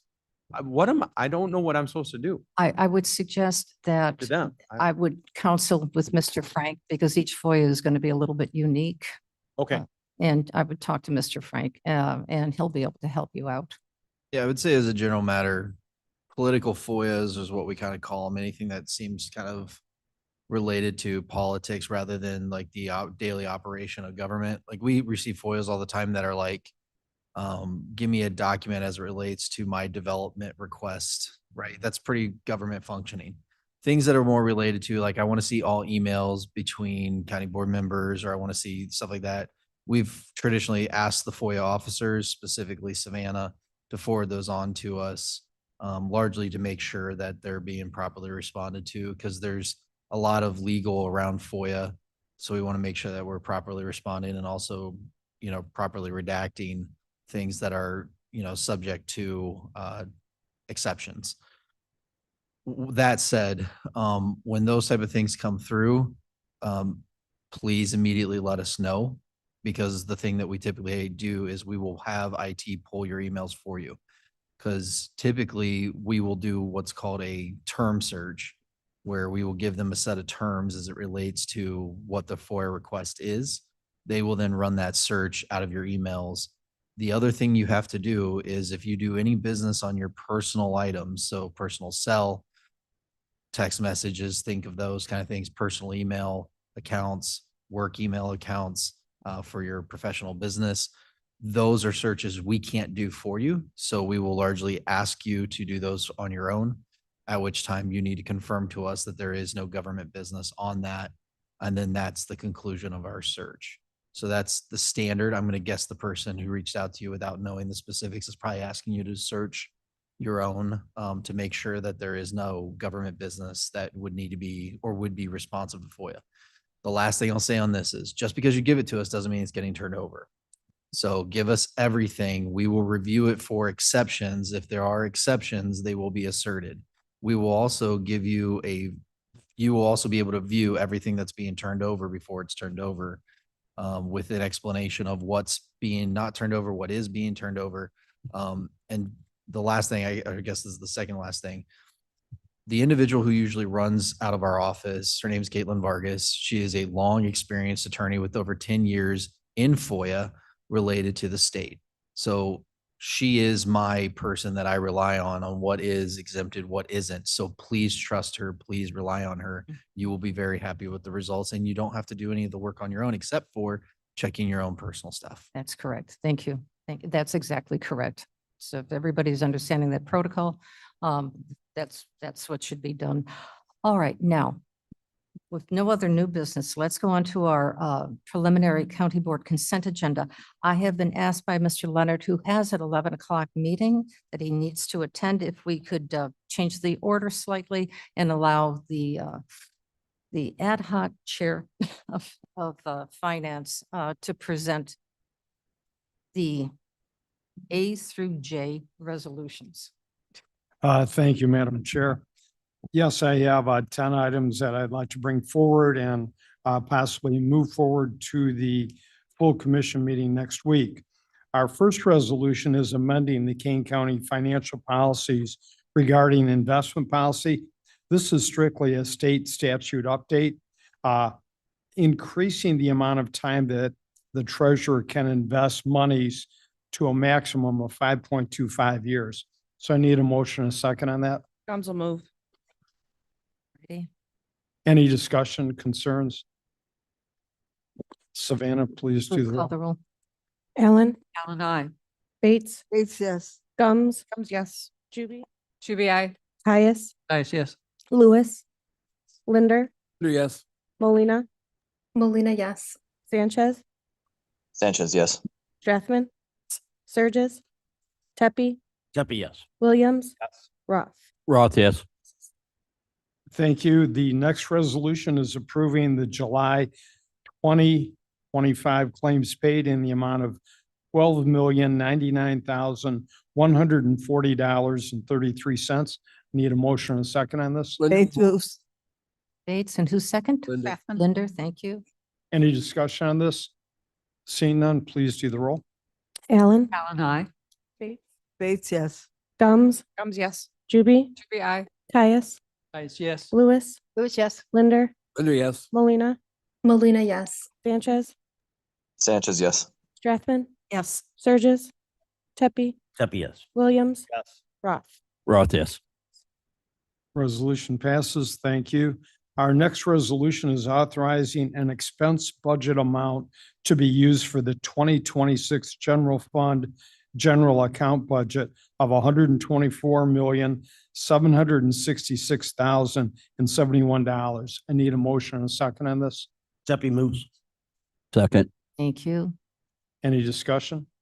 See none. Clerk, call the roll. Seeing none, please call the roll. Allen, Alan, I. Bates, Bates, yes. Gums, Yes. Juby, I. Caius, Nice, yes. Lewis, Lewis, yes. Linder, Linder, yes. Molina. Molina, yes. Sanchez, Sanchez, yes. Strathman, Yes. Surges, Tepe, Williams, Yes. Roth. Roth, yes. Resolution is approved. Thank you. Moves forward. The next resolution is authorizing an intergovernmental agreement with the State of Illinois Department of Human Services and the Juvenile Justice Council. It's a grant in the amount of $78,665. I need a motion and a second to discuss. Linder moves. Gums will second. Thank you. Any discussion? Good. Seeing none, please do the roll. Allen, Alan, I. Bates, Bates, yes. Gums, Yes. Juby, I. Caius, Nice, yes. Lewis, Lewis, yes. Linder, Linder, yes. Molina. Molina, yes. Sanchez, Sanchez, yes. Strathman, Yes. Surges, Tepe, Tepe, yes. Williams, Yes. Roth. Yes. Resolutions moves forward. Thank you very much.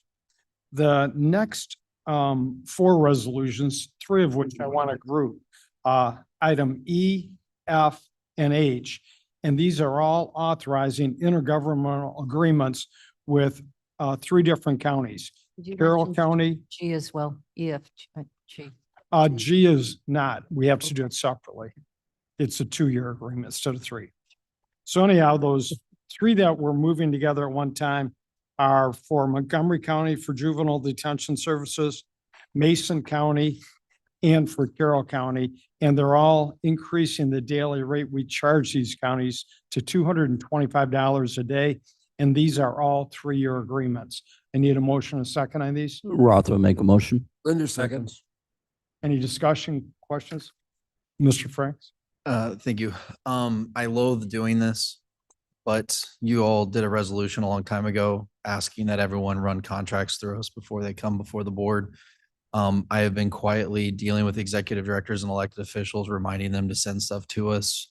We're at the point where I'm going to stop privately asking. I'm going to start asking things be put on off consent until such time that they've been ran by us, with the idea that we will ask for things to be pushed back a month if our contracts are not given the opportunity, or our contracts people are not being allowed. So I would kindly ask that these 4 plus I all be put off consent, and I will be following up with the individuals that are asking for these to be approved, asking them to submit it for us to review before it gets to county board next week. Can we do one motion to move all 4? Yes, or all 5, yes. All 5.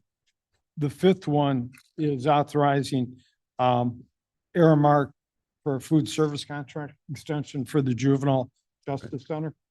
So I need a motion and a second to Move all off consent. move all off of consent right now. Bates will move. Roth will second. So just for all right, now hold clarification. on a second. Yes, strategically, please. We're moving off consent, EF, G. H, G, And I. G, H, and I. Okay. Thank you. All right, so we're just moving those. Yeah, yeah. So do you have to withdraw your, and the The other second? one. He modified it and somebody seconded it, so we're good. Okay, we're fine. Okay. We need a vote on that or voice? Yes. You need to vote for, it's not an amendment at this point. Consent. You've just done it right from the very beginning, so just need a roll call. Okay. I'll have to move those Submit- items off consent. For county board or this? County board, Point of information. yes. yes, sir. Caius, yeah, so this is so confusing for me. We're voting to move these two, we're passing them and moving, but passing them off of Consent. consent with this one vote. Yes. Is that right? Yep, Even though that's we- correct. Okay, all right, there we go. Allen, Alan, I. Bates, Bates, yes. Gums, Gums, yes.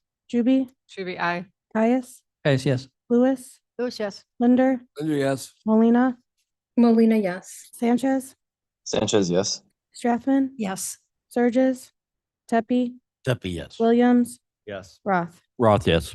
These are, I would concur with Mr. Frank, these are contractual agreements that the board has to be aware of, and they have to be approved by council to make sure that we are best represented in these contracts. Very, very important for us. Thank you, Mr. Franks. That's why he makes the big bucks, right? One more resolution. This resolution is authorizing an opioid response community implementation project in the amount of $299,999.59. I need a motion and a second to discuss. Alan moves. Strathman seconds. Okay. Ellen moves, Strathman seconds. Any discussion on this? This is a grant, so it has no effect on our general fund at all. It's a grant that we are receiving, and it will offer numerous different areas in the county to handle opioid distribution. Very important, very important. All right, I see no further. Clerk, call the roll. Alan, I. Bates, Bates, yes. Gums, Gums, yes. Juby, Juby, I. Caius, Caius, yes. Lewis, Lewis, yes. Linder, Linder, yes. Molina. Molina, yes. Sanchez, Sanchez, yes. Strathman, Yes. Surges, Tepe, Tepe, yes. Williams, Yes. Roth. Roth, yes. Very good. Okay, thank you, Mr. Lynch. Resolutions approved. Thank you very much, Madam Chair. Good luck with your meeting. Thank you.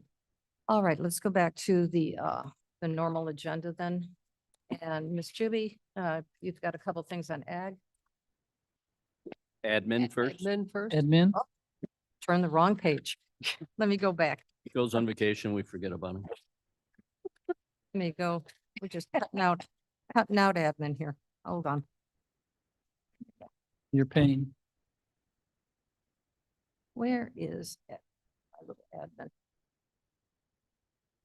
Madam Chair, Here we go. Yes, yes. is ma'am. it possible that we could take a 5-minute personal break before we start with the rest of the consent? I think, yes, we can take a 5-minute personal break.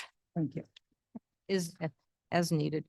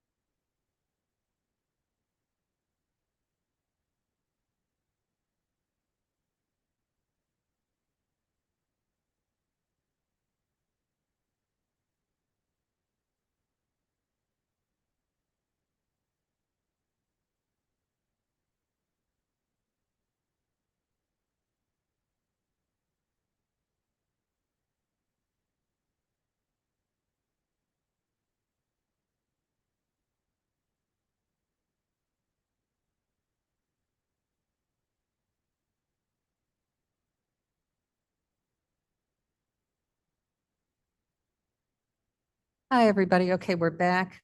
Clerk, call the roll for me, please.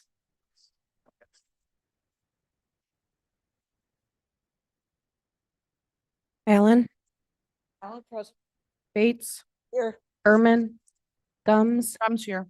Juby, Here. Caius, Guys present. Lewis, Lewis here. Linder, Here. Molina. Molina present. Sanchez, Sanchez present. Strathman, Here. Surges, Pepe, Pepe here. Williams, Roth, Roth is here. And here as well. All Very right, good. we have a quorum in the room. It's Mr. Caius. Thought it would never end. Okay, good morning. It's Caius, Chairman of Administration Committee. I would like to address the first four A, B, C, D separately and the final three together as one. Item A is I would like to present and potentially approve a resolution.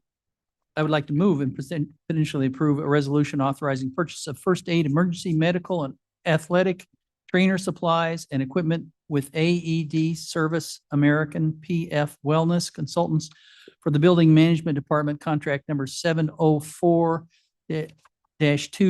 that is TMP 25-96H968 on page 38. That is for up to $200,000 per year, and this is the first of three extensions. I will move and ask for a second on that. Gums will second. Gums seconds. Any questions? You want to take a roll call? I thought you were going to move these all together. No, these are separately. These are We'll do the separate first ones. four separately because they're separate items and they don't, the last three will be, I will move together. All right, very good. Thank you. they are for the very similar. clarification. Okay, vote So for number A. Allen, Aye. Bates, Bates, yes. Gums, Comes yes. Juby, Aye. Caius, Lewis, Lewis, yes. Linder, Linder, yes. Molina. Molina, yes. Sanchez, Sanchez, yes. Strathman, Yes. Surges. Yes. Pepe, Pepe, yes. Williams, Yes. Roth. Roth, yes. Motion passes. Item B, the resolution and presented and potentially approve a resolution authorizing updated capital projects from the capital fund. That is on page 105, and it is TMP 25-977. And the chart of the accounts is on the next page at 106. I would move and ask for a second. Strathman will Second. second. Strathman, Okay, any questions? clerk, call the roll. Allen, Aye. Bates, Bates, yes. Gums, Gums yes. Juby, Juby, aye. Caius, Guys, yes. Lewis, Lewis, yes. Linder, Linder, yes. Molina. Molina, yes. Sanchez, Sanchez, yes. Strathman, Yes. Surges. Pepe, yes. Thank you. Williams, Yes. Roth. Roth, yes. And then that was B. Item C is a resolution that I would like to present and potentially approve, authorizing the Building Management Department to purchase furniture installation and related services for the Development Department with the HON Company LLC contract number R24-0117. That is TMP 25-982 on page 108. And that is for $144,985, I believe. I would move and ask for a second. Gums will second. Gums, seconds. Any questions? Seeing none, clerk, call the roll. Allen, Aye. Bates, Bates, yes. Gums, Gums yes. Juby, Juby, aye. Caius, Guys, yes. Lewis, Lewis, yes. Linder, Linder, yes. Molina. Molina, yes. Sanchez, Sanchez, yes. Strathman, Yes. Surges, Pepe, Pepe, yes. Williams, Roth. Roth, yes. And item D is a resolution authorizing purchase of maintenance, repair, and operations, MRO supplies, equipment, and related products and services from Granger for the Building Management Department contract number R240808. That's TMP 25-975, and you'll find that on page 313 of the agenda, and it is for up to $200,000 per year. And I would move it and ask for a second. Bates, seconds. 8 seconds. Are there any questions? None. Okay, clerk, call the roll. Allen, Ellen, I. Bates, Bates, yes. Gums, Gums, yes. Juby, Juby, I. Caius. Lewis, Lewis, yes. Linder, Linder, yes. Molina. Molina, yes. Sanchez, Sanchez, yes.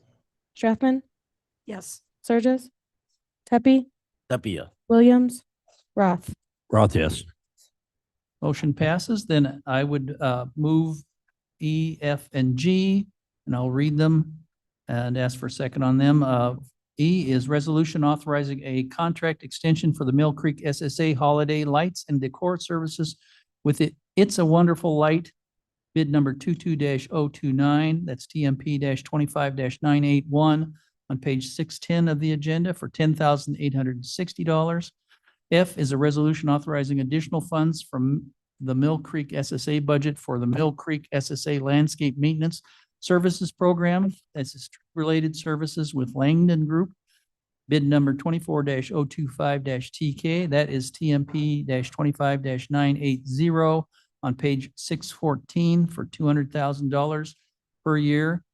And item G is a resolution authorizing additional funds from the Mill Creek SSA budget for trade, labor, materials, and related services for sidewalk trip hazard removal with Precision Concrete Cutting Incorporated for the Mill Creek Special Service Area.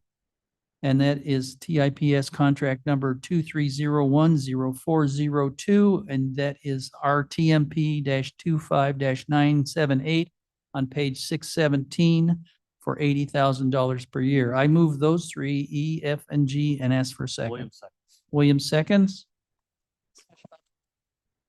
None. Clerk, call the roll. Allen, Ellen, I. Bates, Bates, yes. Gums, Gums, yes. Juby, Juby, I. Caius, Guys, yes. Lewis, Lewis, yes. Linder, Linder, yes. Molina. Molina, yes. Sanchez, Sanchez, yes. Strathman, Excuse me, yes. Surges, Tepe, Tapia, yes. Williams, Yes. Roth. Passes. Thank you, Madam Chair. That's all that I have from Mr. Cass, Ms. Juby. admin.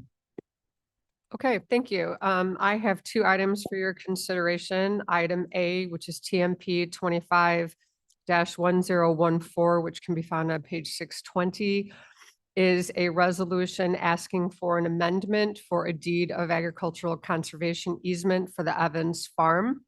They are basically looking to subdivide the parcel into two for two different owners. It will remain with the same type of farming on it. One side will remain pasture land and the other side will remain crops. Have any questions? Williams moves. Oh, sorry. Thank you. Questions on this? Hearing none. Clerk, call the roll. Allen, Ellen, I. Bates, Bates, yes. Gums, Gums, yes. Juby, Juby, I. Caius, Guys, yes. Lewis, Lewis, yes. Linder, Linder, yes. Molina. Molina, yes. Sanchez, Sanchez, yes. Strathman, Yes. Surges. Tepe. Tepe, Tapia, yes. Williams, Yes. Roth. Roth, yes. Okay, item 2 can be found on page 624. It is item B, TMP 25-1011. Again, it's a request to amend a deed of agricultural conservation easement. This time it's for the Peterson Farm. They are looking to break 5 acres off of the large portion, which will encompass housing and small agriculture event to accommodate the owner's son or nephew. Is it his son? His son to be able to come and actually live on the property that he is farming, with the intent that eventually he will be purchasing the entire farm. It is subject to any type of zoning board of appeals for residential, but we're just asking for the conservation easement to be allowed to break off the house and 5 acres. Yes. Thank you. I see no questions. Clerk, call the roll. I can second it. Oh, Sorry, who moved and who seconded? I moved. Okay, Thank thank you, Ms. Juby. Thank you. Second. Allen, Ellen, I. Bates, Bates, yes. Gums, Gums, yes. Juby, Juby, I. Caius, Guys, yes. Lewis, Lewis, yes. Linder, Linder, yes. Molina.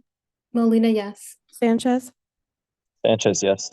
Strathman, Sturgis, Tepe, Zeppy, yes. Williams, Yes. Roth. Roth, yes. It's wonderful that the family stays together, that the family farm is going to continue through generations. It's really commendable. All right, Mr. Williams. Thank you, Madam Chair. I have two items on the agenda for your consideration. The first is found at page 628 of your packet. It's resolution TMP 25 911.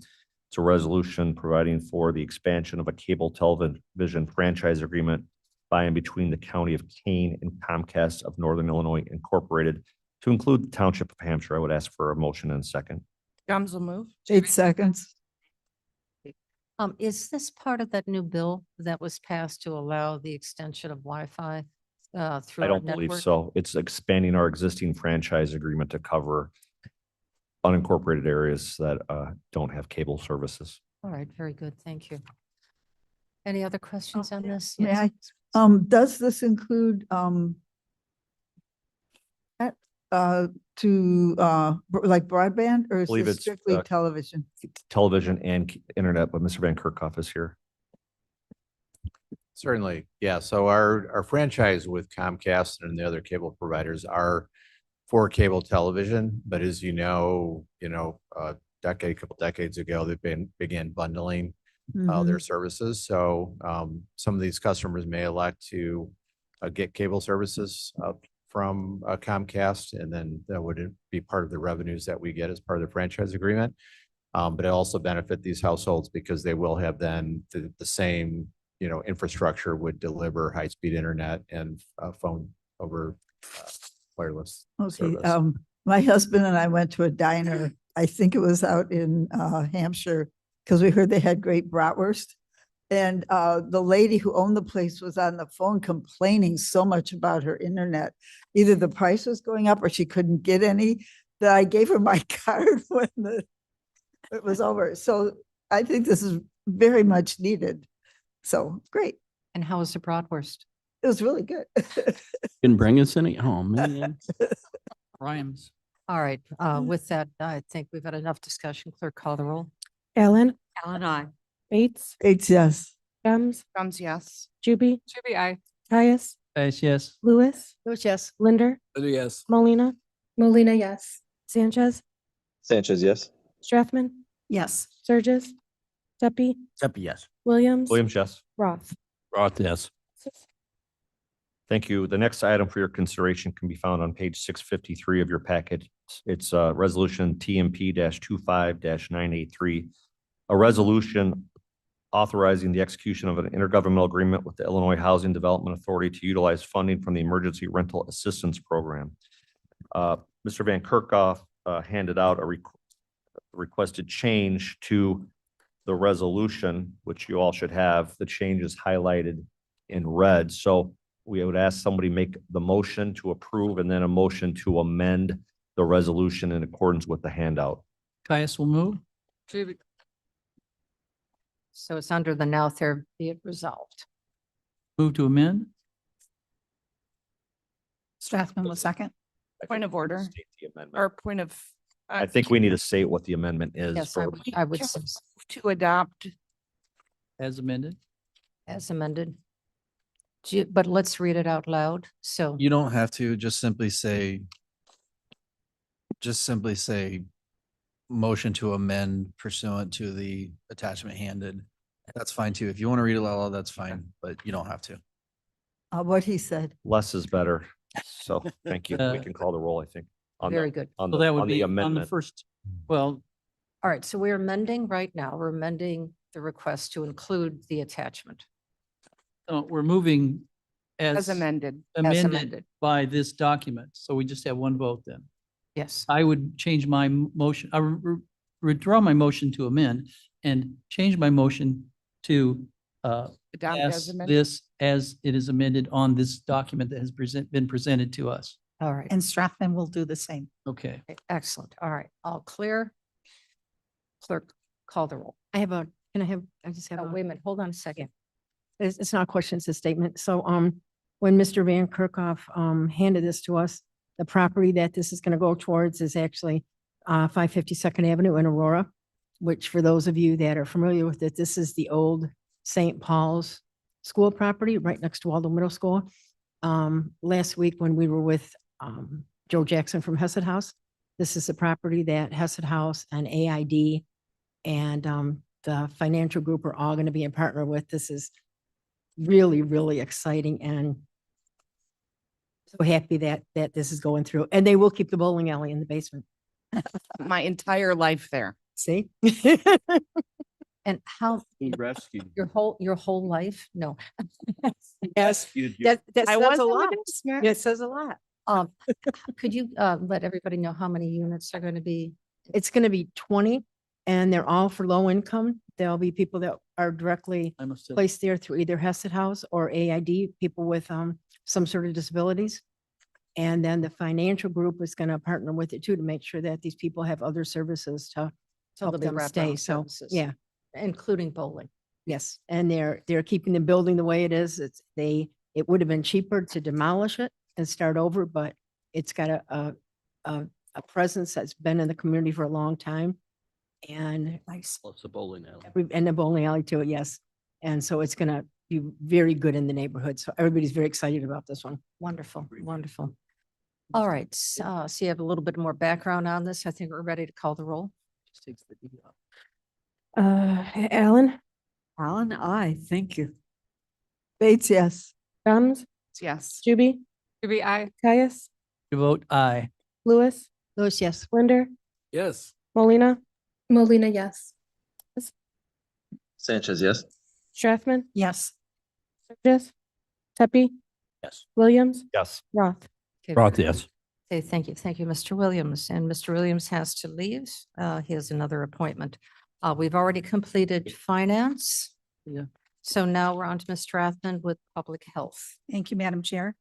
I have one resolution before you, and that is it's accepting a grant for enhancing the children's mental health through family-run organizations. If you remember, we had the parents visit us and talk about what their program was, and it's continued to be, it started during COVID, and it's continued to be a very, very successful program. And so this is accepting a grant for that. I would like to move and then ask for a second. Juby seconds. Gives Ms. Gums seconds. No, Any discussion? and second, no, moved in second. I got it. Thank you, Ms. Juby. Which is Any discussion on this? called Gumby. It's a wonderful group of people. Absolutely wonderful, dedicated group of moms. Who moved and who seconded? Ms. Gums, Juby. Thank you. No. No, Strathman moved. Strathman and Strathman Juby. moved, Gums second. Or you could Juby seconded. Juby second. say Gumby Second. You could say Juby. or Juby. Okay, are we ready? Okay, with no other discussion, call the roll. Allen, Alan, I. Bates, Bates, yes. Gums, Gums, yes. Juby, Juby, I. Caius, Guys, yes. Lewis, Louis, yes. Linder, Linder, yes. Molina. Molina, yes. Sanchez, Sanchez, yes. Strathman, Yes. Surges, Tepe, Yes. Williams left, and Roth. Roth, yes. That's it. Oh, okay. Once again, I'd like to just take a moment to recognize, and I'll say it again next week, when you have volunteers who are so committed and do such great work and take the time and effort to be trained on how to do this work, it's very commendable for King County. It speaks highly of it. We have that kind of commitment.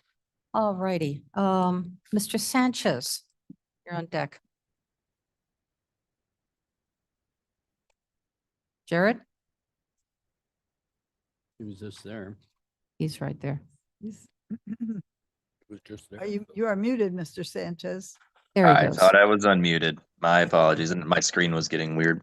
I have before you a resolution authorizing the placement of a marker in memory of John R. Carr, the retired superintendent of the Veterans Assistance Commission. I'll make that motion and ask for a second. Roth was second. Oh, wonderful, wonderful. Where is that marker going to be? It is going to be, Jake said it last week, and I don't recall off the top of my head. Right outside. Right outside. Gonna be the, right outside. By Yeah. the current memorial By the memorial. lovely. marker, That's next to the smaller one I for see. the other Yeah. person. Very, very nice. Mary Very nice. All right, with no further discussion, Clerk call the roll. Allen, Allen, I. Bates, Comes yes. Juby, Shelby, I. Caius, Guys, yes. Lewis, Louis, yes. Linder, Yes. Molina, Molina, yes. Sanchez, Sanchez, yes. Strathman, Yes. Surges, Tepe, Roth. Roth, yes. Part two. This is a two binder meeting. Transportation. Thank you, Madam Chair. Okay. I have several resolutions. First off, resolution approving the purchase of 2025 3.25 cubic yard. Mr. Tepe, could you get closer to your microphone, please? Okay, a resolution approving the purchase of 2025 3.25 cubic yard articulating wheel loader for the Kane County Division of Transportation. This is a salt loader. It's in the amount of $288,590 and was in the budget. I need a motion and a second to discuss. Guns will move. Guns moved. All right, any discussion about this vehicle? Seeing none, clerk call the roll. Allen, Allen, I. Bates, Bates, yes. Gums, Comes yes. Juby, Shelby, I. Caius, Guys, yes. Lewis, Yes. Linder, Litter, yes. Molina, Molina, yes. Sanchez, Sanchez, yes. Strathman, Yes. Surges, Tepe, Deputy, yes. Roth. Roth, yes. Okay. I have a resolution approving adopt a highway applicants. There's one new applicant and one renewal. I need a motion and a second to discuss. Caius, move. Bates, second. Both. Discussion? Seeing none, clerk call the roll. Allen, Allen, I. Bates, Bates, yes. Gums, Comes yes. Juby, Shelby, I. Caius, Guys, yes. Lewis, Louis, yes. Linder, Litter, yes. Molina, Molina, yes. Sanchez, Sanchez, yes. Strathman, Yes. Surges, Tepe, Deputy, yes. Roth. Roth, yes. Once again, kudos to our volunteers and organizations who take time out to pick up litter along their streets. It's wonderful. Item C, approving a contract for maintenance services with Mead Inc. of Willowbrook, Illinois for 2026, 27, and 28. The general maintenance contract, Kane section number 26-00000-01-GM. This is in the amount of $6,056,694. And it's for the maintenance of all of the traffic lights and other lights in the counter. Bates moves. Strathman seconds. And how long is this contract for? 3 years. 3 years? Okay, Then great. it's in the budgets and will be in the budgets. Has to be in the budget. Thanks. All right, with no further discussion, call the roll. Allen, Allen, I. Bates, Bates, yes. Gums, Comes yes. Juby, Shelby, I. Caius, Yes. Lewis, Louis, yes. Linder, Litter, yes. Molina, Molina, yes. Sanchez, Sanchez, yes. Strathman, Yes. Surges, Tepe, Deputy, yes. Roth. Roth, yes. With your permission, I'd like to move the next 4 items together. There are no money amounts on these items. They are all just time extensions in the contracts. So item D is a resolution approving amendment number 1 to the agreement with Michael Baker International, Inc. of Chicago, Illinois for the 2020 Structural Services Project, Kane section number 19-00523-00-BR. The second one is a resolution approving amendment number 2 to the agreement with Alfred Benish and Company of Chicago, Illinois for phase 3 construction engineering services for Long Meadow Parkway C-2, Kane County section number 18-00215-21-BR. Third one is a resolution approving amendment number 1 to the agreement with V3 Companies Ltd. of Woodridge, Illinois for phase 3 construction engineering services for the Bliss Road, Main Street Road, Fabian Parkway intersection improvement, Kane County section number 14-00288-01-PV.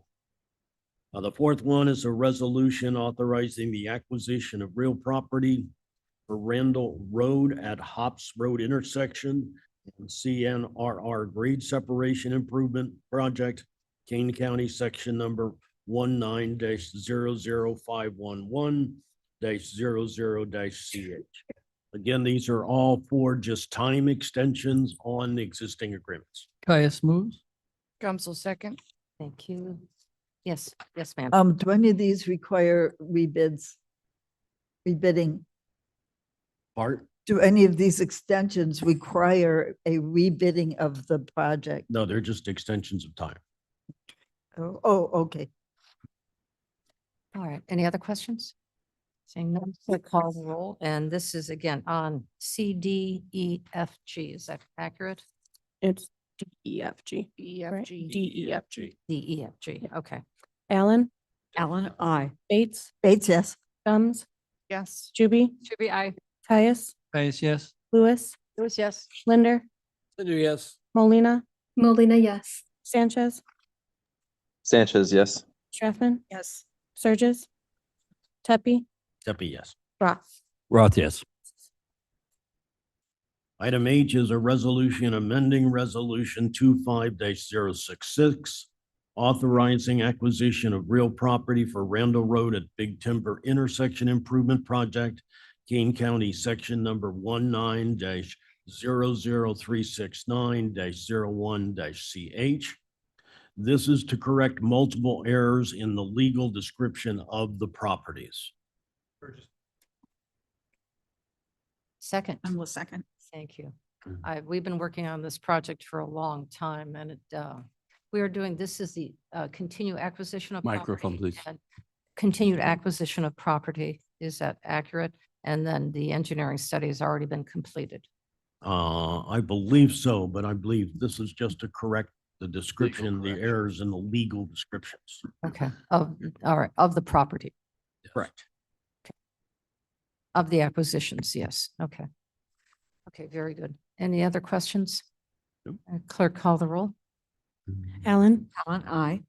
Bates, Gums, Gums, yes. Juby, Should be I. Caius, Caius, yes. Lewis, Lewis, yes. Linder, Linder, yes. Molina, Molina, yes. Sanchez, Sanchez, yes.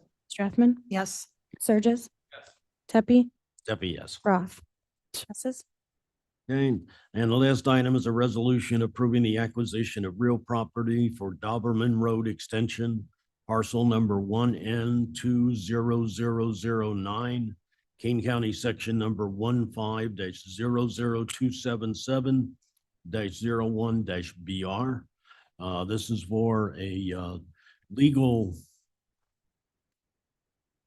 for a legal change for an additional $126,000 from the courts. Yeah, Tom Rickert with the Division of Transportation. Some of our land acquisitions that we accomplish, we do that with the assistance of IDOT and in this case, this went through quick take process. There was a preliminary judgment where we had to pay the preliminary judgment for the land acquisition. And then in the final judgment through the court process, there was an additional amount that we had to pay. And this is all part of the acquisition process. And so we're required to pay this additional amount for the final judgment. Okay, very good, very good. Any other questions on this? We need a motion second, I believe. Bates moves. Strathman will second. Okay. All right, clerk, call the roll. Allen, Alan, I. Bates, Bates, yes. Gums, Gums, yes. I. Caius, Caius, yes. Lewis, Lewis, yes. Linder, Linder, yes. Molina, Molina, yes. Sanchez, Sanchez, yes. Strathman, Yes. Surges, Tepe, Tepe, yes. Roth. Roth, yes. Okay, all right, that ends our consent agenda. We are now moving to off consent. Mr. Roth. Yes, the first one is on page 869.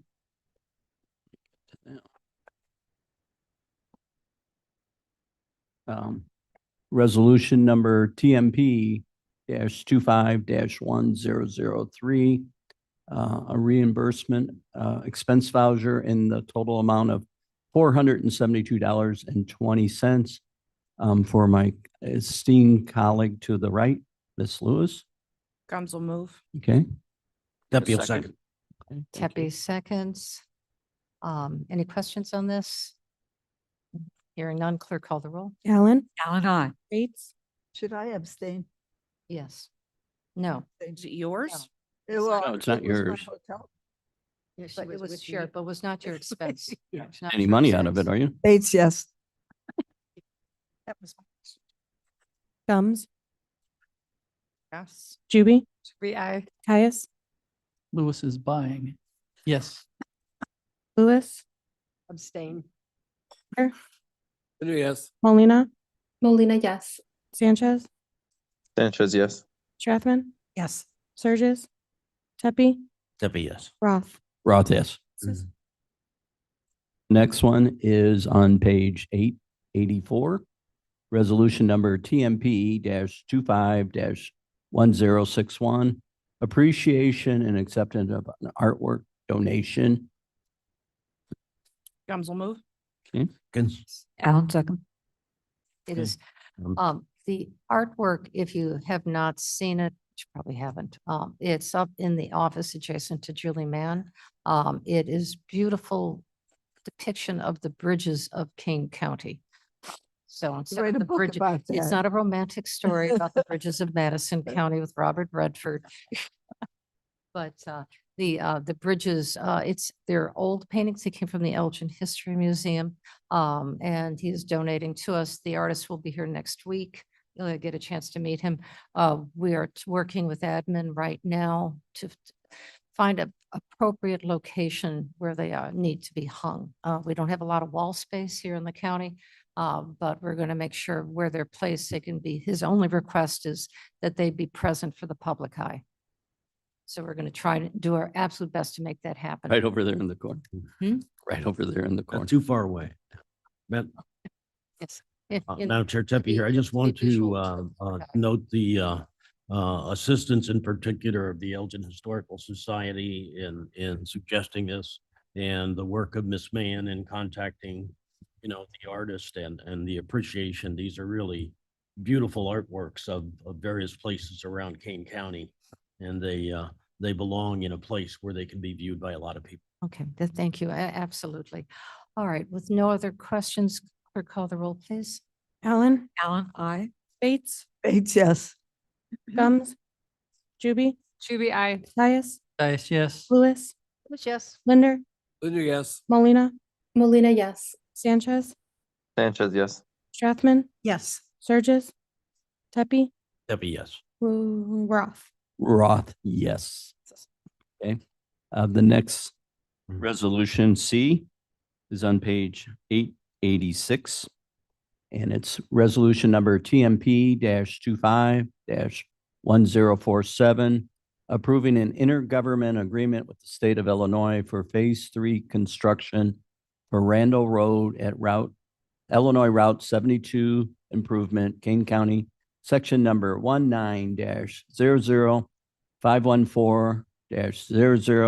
19-00514-00-WR. I'll make the motion if I can get a second. Caius, second.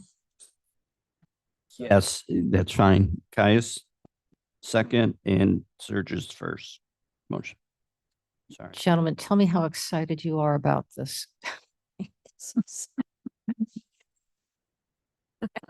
There we are. With no further comments, clerk, could you call the roll? Allen, Allen, I. Bates, Bates, yes. Gums, Gums, yes. Juby, Shuby, I. Caius, Yes. Lewis, Yes. Linder, Yes. Molina, Molina, yes. Sanchez, Sanchez, yes. Strathman, Yes. Surges, Tepe, That'd be yes. Roth. Roth, yes. Oh, absolutely. Chris, you've been out just a little bit, but let me tell you, on Route 72, just west of Randall, they widened, I believe it was possibly West Dundee that widened the street for an apartment complex. So between Randall going west, it's Randall, a small subdivision, now a big apartment complex, and then the school. There have been accident after accident over the past 3 weeks. And I don't even understand it. The biggest, I because thought you they, were gonna say 10 years. they just opened the road and school just went back in session. And then one last Thursday was a head-on collision between two SUVs right as school opened. And the one SUV going eastbound, going from Gilbert's into Randall Road. That car was all the way in the left-hand turn lane, going the wrong direction. I called every fire department and said, could somebody explain to me? That car should be like 3 lanes over in the right. And somebody said maybe they were trying to skirt around to make the turn to get to the intersection. I was like, we have spent $1 gazillion making the most dangerous intersection in the county better. And now it's just shifted a few hundred feet to the west because of a turn lane for an apartment complex. I don't even understand what's going on, but we are keeping an eye on it to let you know. I don't think there's anything for us. I think it's a state road. But there have been 3 of them and they've been massive. And when they shut that area down, they shut the whole corridor goes down. So you can't get past Randall Road. You can't get 72 to get over a bridge. So just for what it's worth, folks. And kids are present. You said something about. Because it's the bus route right there in front of the school. It's terrible. Thank you. Sorry. Perhaps signage needs to be put up, drive slowly, drive carefully. I don't understand. Sure. Stop texting. Well, yes. All right. So did we take a vote on this? Yes, we did. We did. All right. Let me go to D. Okay, the next resolution D is on page 8. I'm sorry, 903. Confirming it's resolution number TMP-25-1057. Confirming sub-recipients for housing stabilization services using emergency rental assistant program to fund. The amount is $600,000. I'll make a motion if I can get a second. It's moves, seconds. Yes. All right. Hold on a second. Yes, sir. So just to kind of give you all a heads up, I'm not asking this to be pushed. You can approve it if you'd like. But D and E are ones that came straight to exec. One of them does have an attachment. The other one does not. We've not been given any opportunity at civil to review these things. I'm assuming they're agreements, but it's hard to know when they're not sent over to us to know whether there's an agreement in place. So obviously these will be moved forward to non-consent anyway. So I'm not asking for anything different. I'm just drawing your attention to it. And also maybe reminding some people that they need to be sending these things through to us in advance. As we all know, executive directors like to listen to this meeting. Okay. Perhaps as we go through some of these who have contracts, that we put together a checklist and the checklist gets signed off. And so that by the time it gets to our recording secretaries, they know that the checklist has gone through and all meets with approval. I mean, it's just a check, check, check. And that would be helpful. I would love that. What we've been doing is I'm having my contract people go through the executive agenda and checking to see what's in there, which is why the last 2 months, we've been quietly reminding people. It's now been 2 months in and we still have people doing it. So we're now going to start becoming a little bit more vocal about it. So can you have somebody of your team put together that checklist, whether it or if Hopkinson, whoever needs to get it done, and just have a check, check? Hey, it affects us directly, so we'll take care of it. That would be lovely. Very good. Okay, Okay. very good. Thank you, Mr. Frank. All right, Mr. Van Kerkhoff is up to explain what we're about ready to vote upon. Sure, yes, and thank you for putting it straight to executive committee agenda. This is timely because September is our last month to have expenditures or obligate with subrecipients use of our funds for the Emergency Rental Assistance Program 2. And we have these in the attachment here. There's 5 organizations that the county board already has agreements with for use for housing stabilization and counseling services. So we're working with them to see how they're going to get all their money that was allocated in those agreements spent. We're finding that some are not going to use all their money and some it's more money. So basically this resolution authorizes either Madam Chairman or myself to execute amendments to those existing agreements to reflect additional amounts that they may be able to use, and the resolution says subject to review by the King County State's Attorney and to be in compliance with state and federal regulations. So we may not even need this, but I think we're gonna need this with at least one organization that we think we can give more money to. So Okay, we appreciate your support in this. Thank you. very good. And these are very good organizations. I met with the Neighbor Project, and they're very excited, and they're looking forward to being able to use the resources. And be considered. Yeah, they're definitely on spot with this. All right, go back to you. Okay, any questions about this?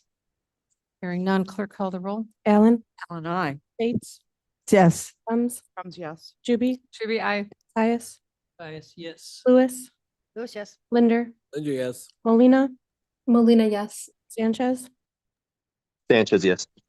Groffman, Surges, Tepe, Yes. Roth, yes. passes. Okay. Okay, next one is Resolution E. It's on page 907. Resolution number TMP -25-1064. Authorizing acceptance of Workforce Innovation and Opportunity Act supplemental state grant funds and related contract amendments for program year 2025 in the amount of $251,491. I'll make the motion if I could get a second. Alan, second. So second. Good. Okay. Okay. Any questions? Hearing none, clerk call the roll. Allen, Allen, I. Bates, Bates, yes. Thomas, Yes. Juby, Truby, I. Caius, Yes. Lewis, Lewis, yes. Linder, Yes. Molina, Molina, yes. Sanchez, Sanchez, yes. Strathman, Surges, Surges, yes. Tepe, Tepe, yes. Roth. Roth, yes. Okay. The next four are the fun part of the day, proclamations. So letter F is on page 911. Get to it. Do we want to pass these all together? Yes. You can. Yes. Okay, so I'll group them. The first one, I'm just gonna read the titles then. Yes, Okay. please. The first one is on page 911. King County proclaims September 2025 as National Preparedness Month. Preparedness. Thank you, Ms. Stratman. This next one is on page 913. Proclamation recognizing September 2025 as Suicide Prevention Awareness Month in King County. The next one is on page 915. Kane County recognizes National Recovery Month and International Overdose Awareness Day in 2025. And then the last one for today is on page 917. Oops, gotta get back to it. A proclamation commemorating Constitution and Citizen Day and Constitution Week 2025 in Kane County, Illinois. I will make a motion if I get a second.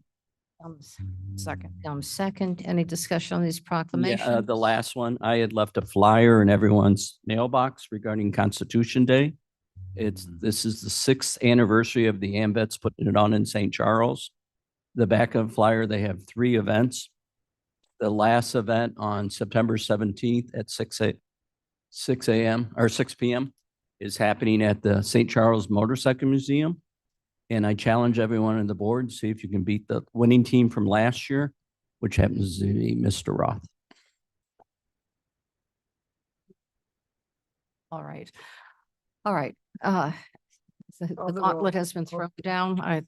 We've had a motion, a second with no other discussion. Clerk, call the roll on these proclamations. Allen, Allen, I. Bates, Bates, yes. Thomas, Yes. Juby, Truby, I. Caius, Yes. Lewis, Lewis, yes. Linder, Linder, yes. Molina, Molina, yes. Sanchez, Sanchez, yes. Strathman, Yes. Surges, Yes. Tepe, Tepe, yes. Roth. Roth, yes. All right, we are now, that is done. Off consent is done. So let's go into executive session. That's the next item. Bates would move that we go into executive session. Roth, second. or To, pending probable and or imminent litigation and appointment, employment, compensation, discipline, performance, and or dismissal of specific employees. Roth will second now.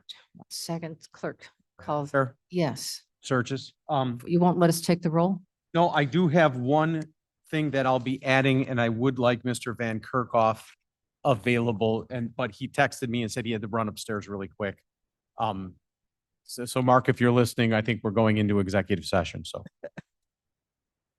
Does, Yeah, there's nothing, what he wants to add is already covered under pending probable and imminent litigation, so we're good. that's what I was going to ask you. Thank you so much. Okay, clerk, call the roll.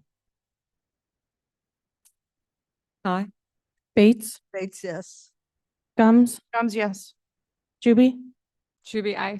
Caius, Yes, yes. Lewis, Yes. Linder, Linder, yes. Molina, Molina, yes. Strathman, Yes. Sanchez, Sanchez, yes. Surges, Tepe, Tepe, yes. Roth. Roth, yes. Okay. All right, ladies and gentlemen, we're going to executive session. I'd like to take a 5-minute break. Uh,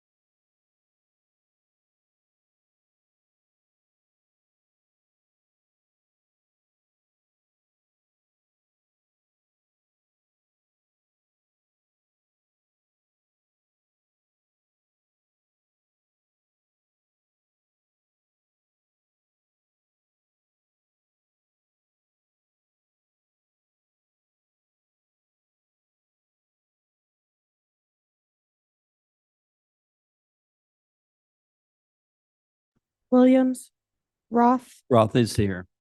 I'm here as well.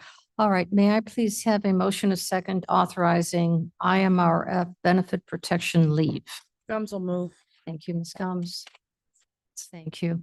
Any discussion, clerk? I'd like to hear more about what that is.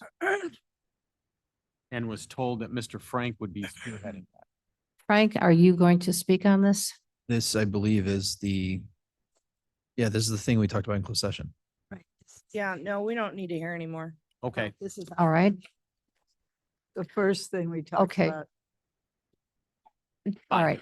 Clerk, call the roll, please. Allen, Alan, I. Bates, Bates, yes. Gums, Gums, yes. Juby, Shuby, I. Caius, Guys, yes. Lewis, Lewis, yes. Linder, Yes. Molina, Molina, yes. Sanchez, Sanchez, yes.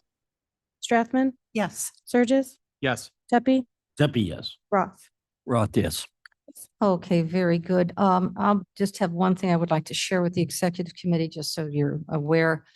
There have been comments, numerous comments brought forward to me by members of the community regarding public comment, but mostly nothing bad, but in particular about lengthy public comment when there are proclamations that happen after it. And sometimes there may be young people who are being awarded recognition, and they feel that maybe They don't need the to sit through children, the that, yeah. children are waiting a very long time to be able to get recognized. Even though we support democracy and we'd like them to learn. So I'm have asked to have it permanently moved forward for the full board, that we will do the proclamations first, and then we will go into public comment. Yes, sir. I would hope we clean up our procedure a little bit so that we're not voting on the proclamation after we've already handed somebody the But do the proclamation first. we and then should vote on it and then hand it to them. I don't anticipate we'd ever deny a proclamation, but we've had some no votes on some of them. So I would hope that we would. Very well, it would be an absolute embarrassment to have people out here and we turn them down.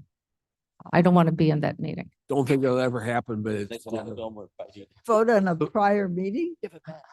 So here's what I would tell you about proclamations, because we've been having kind of these minor issues as it relates.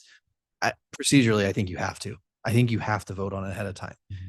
In regards to public comment, as long as no one is signing up for those proclamations, I'm okay with it. But public comment is meant for them to be able to address you all before you go and do something. So if you are going to, if somebody wants to have a comment because they don't like proclamation of Suicide Prevention Awareness Month, and they want to comment on that, they have every right to. You don't get to go do the proclamation and then have them comment on it. That's the whole point of public comment. All right, so easy enough.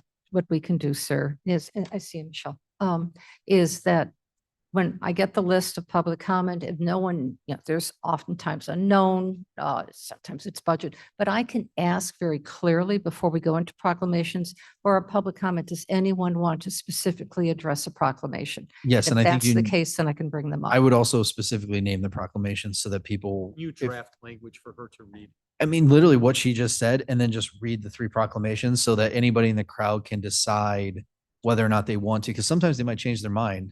They might simply change their mind and simply say, you know what, actually, I do want to speak on that, but that's their 3 minutes. Well, it could be in support of it as well. Correct. Yeah. So I will have a note made, and that'll happen before the proclamations, but specifically only to that item of proclamation. Nothing else. Yes, ma'am. Just throwing it out there. What if we were to vote on the proclamations and then separately at a committee of the whole do the celebratory handing over? I think we would have more time to spend with those folks. Just a thought. We can, get a few per month, just something to think on. I think it would be, have some snacks or something. I don't know. I'm just saying that we can vote on them in the county board and then do our lovely presentations at a committee of the whole where people can actually enjoy them. More. The only thing I'll tell you on that is you guys have a notorious history of not having quorum at committee of the whole. So just FYI. Yep. Yep. Yeah. Yep. The other, Yes, Mr. the other Miller. thing is, lots of times we have a county board meeting as late as the 13th of the month, and we're declaring this, jump rope month, and it's already the 13th of the month. Then if we voted on it and had to wait and do it later, we're going to say last month was, and we've done that a couple of times, last week or last month. I don't think holding it over is doable. Okay, so, all right, so we got that. That is my comment. Okay. Legislative update. So the team was here talking earlier, just so you're aware, Mr. Moses is no longer with McGuire Woods. We have a deep bench, so Kent was front facing today, but there's a few other people, McGuire Woods. And then also on the merger situation, I did want to speak a little bit more about this. Our position, You're talking about the RTA. the RTA merger, pay CTA, all that stuff, that big merger situation is a hot mess, as you know. But consistently throughout the summer, our team, myself, I know some of you others, Madam Chair, has discussed with our delegation what our obstacles are as far as the governance, this land grab. I've spoken to quite a few of the mayors. I know Madam Chair has also, and it's problematic. So I have a meeting coming up with one of the sponsors independently. I believe the Chairs Association is having a meeting as well. The county chairs next Yes. Monday. So the county chairs is separately having a meeting. Collar counties. The Collar counties. And so far, so you are aware, our Collar counties, from what I am hearing, sounds like so far nobody's peeling off from we don't really like this. Now what happens? I think somebody said, what happens if it passes? Hopefully it doesn't, but if it does, it does. At least King County will have stood our ground. Madam Chair has been very vocal along with me about how this is potentially going to negatively affect us, especially if they take our money away. It's 27 million for King County, but it's 187 million for the Collars. So we'll see what happens with that. And then I believe the Mayor's Association is sending out a letter as well. So we'll see, but there is a lot of work that goes on, throughout the year, and you all probably participate without even knowing it as well when you're talking to your legislators. So yeah, that's all I got, really. Okay, thank you. Thank you. All right, other committees? Yes, you always have something. Oh, it's Caius. Yeah, just, recently got an email from Kevin Harris. Have a peek at it. It's let me get the Kane County Building Management Monthly Brief, and it has photos and interesting articles. In particular, they have the Judicial Center Pavement Improvement Project Part 1, and some recycling updates on how we're doing that, and keep your eye out for that. We're also making headway on the Elgin building for the Health Department. We're getting the contracts out right now and expect to have the air conditioning ready to go 1st of October, I believe. So Fantastic. Really looking forward to having that building open. Yes, sir. We have, I have two items, one for committee, for human services, and I'm going to get this wrong, but we will be discussing, there is some legislation coming through about extending family leave for fathers. I don't have all the gist, but my bottom line to Jamie was, I asked, is this a financial no matter? And she assured me it was. But the way it's being packaged, the optics on it could look like we're giving an enormous amount of additional time to employees at a time when people are asking us to, pull sick days back. I thought I saw something from Dr. All right. Iqbal. So I thought that was federal law, that was the case. I don't know that that's true. I know that it's coming through committee soon, And I just wanted to bring it up to say, I'm not concerned with it. But we should just be aware that So there's. a woman, natural birth, 6 weeks, cesarean, 8 weeks. I believe that you can go on after you take your disability, which is a disability leave. You can go out for about 6 months on whatever the appropriate thing that your employer has put forward. Unpaid sick leave, but your job is guaranteed back. And I believe fathers are allowed to participate in some of that, if not most of that. I can't confirm or refute any of that. My point I was would just to turn that bring up over to it's. John because there's a Yeah, little so about that. typically what, unless we have our own internal like leave that we've granted, a lot of people typically use their own days off. And then after that, they can go to unpaid, which is usually what's called FMLA, because they're caring for the newborn child. They are guaranteed to have their same job, well, same or similar in stature job when they come back. But that's only for, it applies to the county, but it, just so you know, it's only for companies that have more than 50 employees. And so that's So us. we'll be bringing it forward for discussion, but I just wanted to throw it out there and I don't think there's any reason for alarm or concern, but it is a little controversial and it's just something. Second thing, Madam Chair and I had discussed, you have a state of the county address coming up. Again, my conversation with you was, it just caught me off guard because somebody had asked me about it and I was totally unaware Thank you for reminding me. as of to that. what was going on with that. And I would love to know what you're going to say the state of the county is. I'm gonna say how wonderful Kane County is. I will never go out. I can guarantee you, when I go out, when I represent the county, I speak highly of the county. I love this county. It's been a great home to me. I love it personally. And this is the greatest, one of the greatest honor I've had, giving birth to my children, a top set. But this is, although they are problematic, just like the county is. But nonetheless, the love, the true love continues.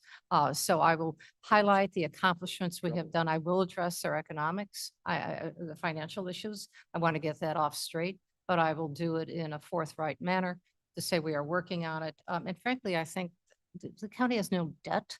We're not like Cook County. We're not like CPS. We're not, we have very little debt, which is phenomenal. Our IMRF fund is fully funded, which is phenomenal. We have great staff. We have a revenue problem because we have grown and, you know, and I will address that accordingly. But I will talk about the accomplishments that we have done. It is on the 25th. It is at, what's that? Edgebrook. It's at the golf course, Eaglebrook. It's at Eaglebrook, Edgebrook. Yeah. the one that has In been brought to Geneva. everybody's attention because of an event that's happening 2 days before. Did not plan this to happen. I can say this publicly. It was quite by surprise. I was literally walking into the Kane County Fairgrounds when the executive directors of the Batavia and Geneva Chamber stopped me, who were in their car, rolled down their windows and said, hi. I know both of them. We proceeded into conversation and they very quickly asked me, they've been talking and was wondering if I'd like to do a state of the county. This is the second one I have done. The first one was during COVID. It was on Zoom. So this is number 2. That's how it came about. I willingly said yes. I like praising the county. So of course I would do so. And that's how it occurred. I then went on vacation. And they sent out the press release working with Julie Mann, not a press release, just an announcement through their chambers. And then it got a hold of by the press. And all of a sudden I come back and I'm going, oh, wow.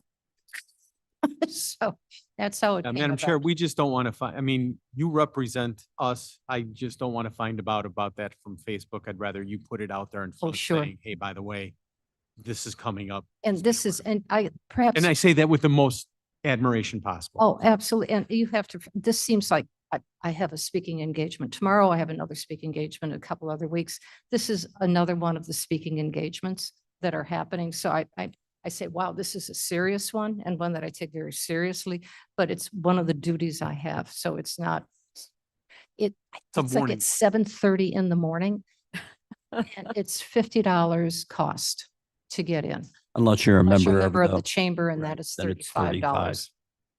So you can take a, if you are a member of a local chamber, it's $35. If not, it's $50. Thank you for waking up so early. You know what time I'm going to have to get up? It's at about. I motion to adjourn. All in favor? Bye. Aye.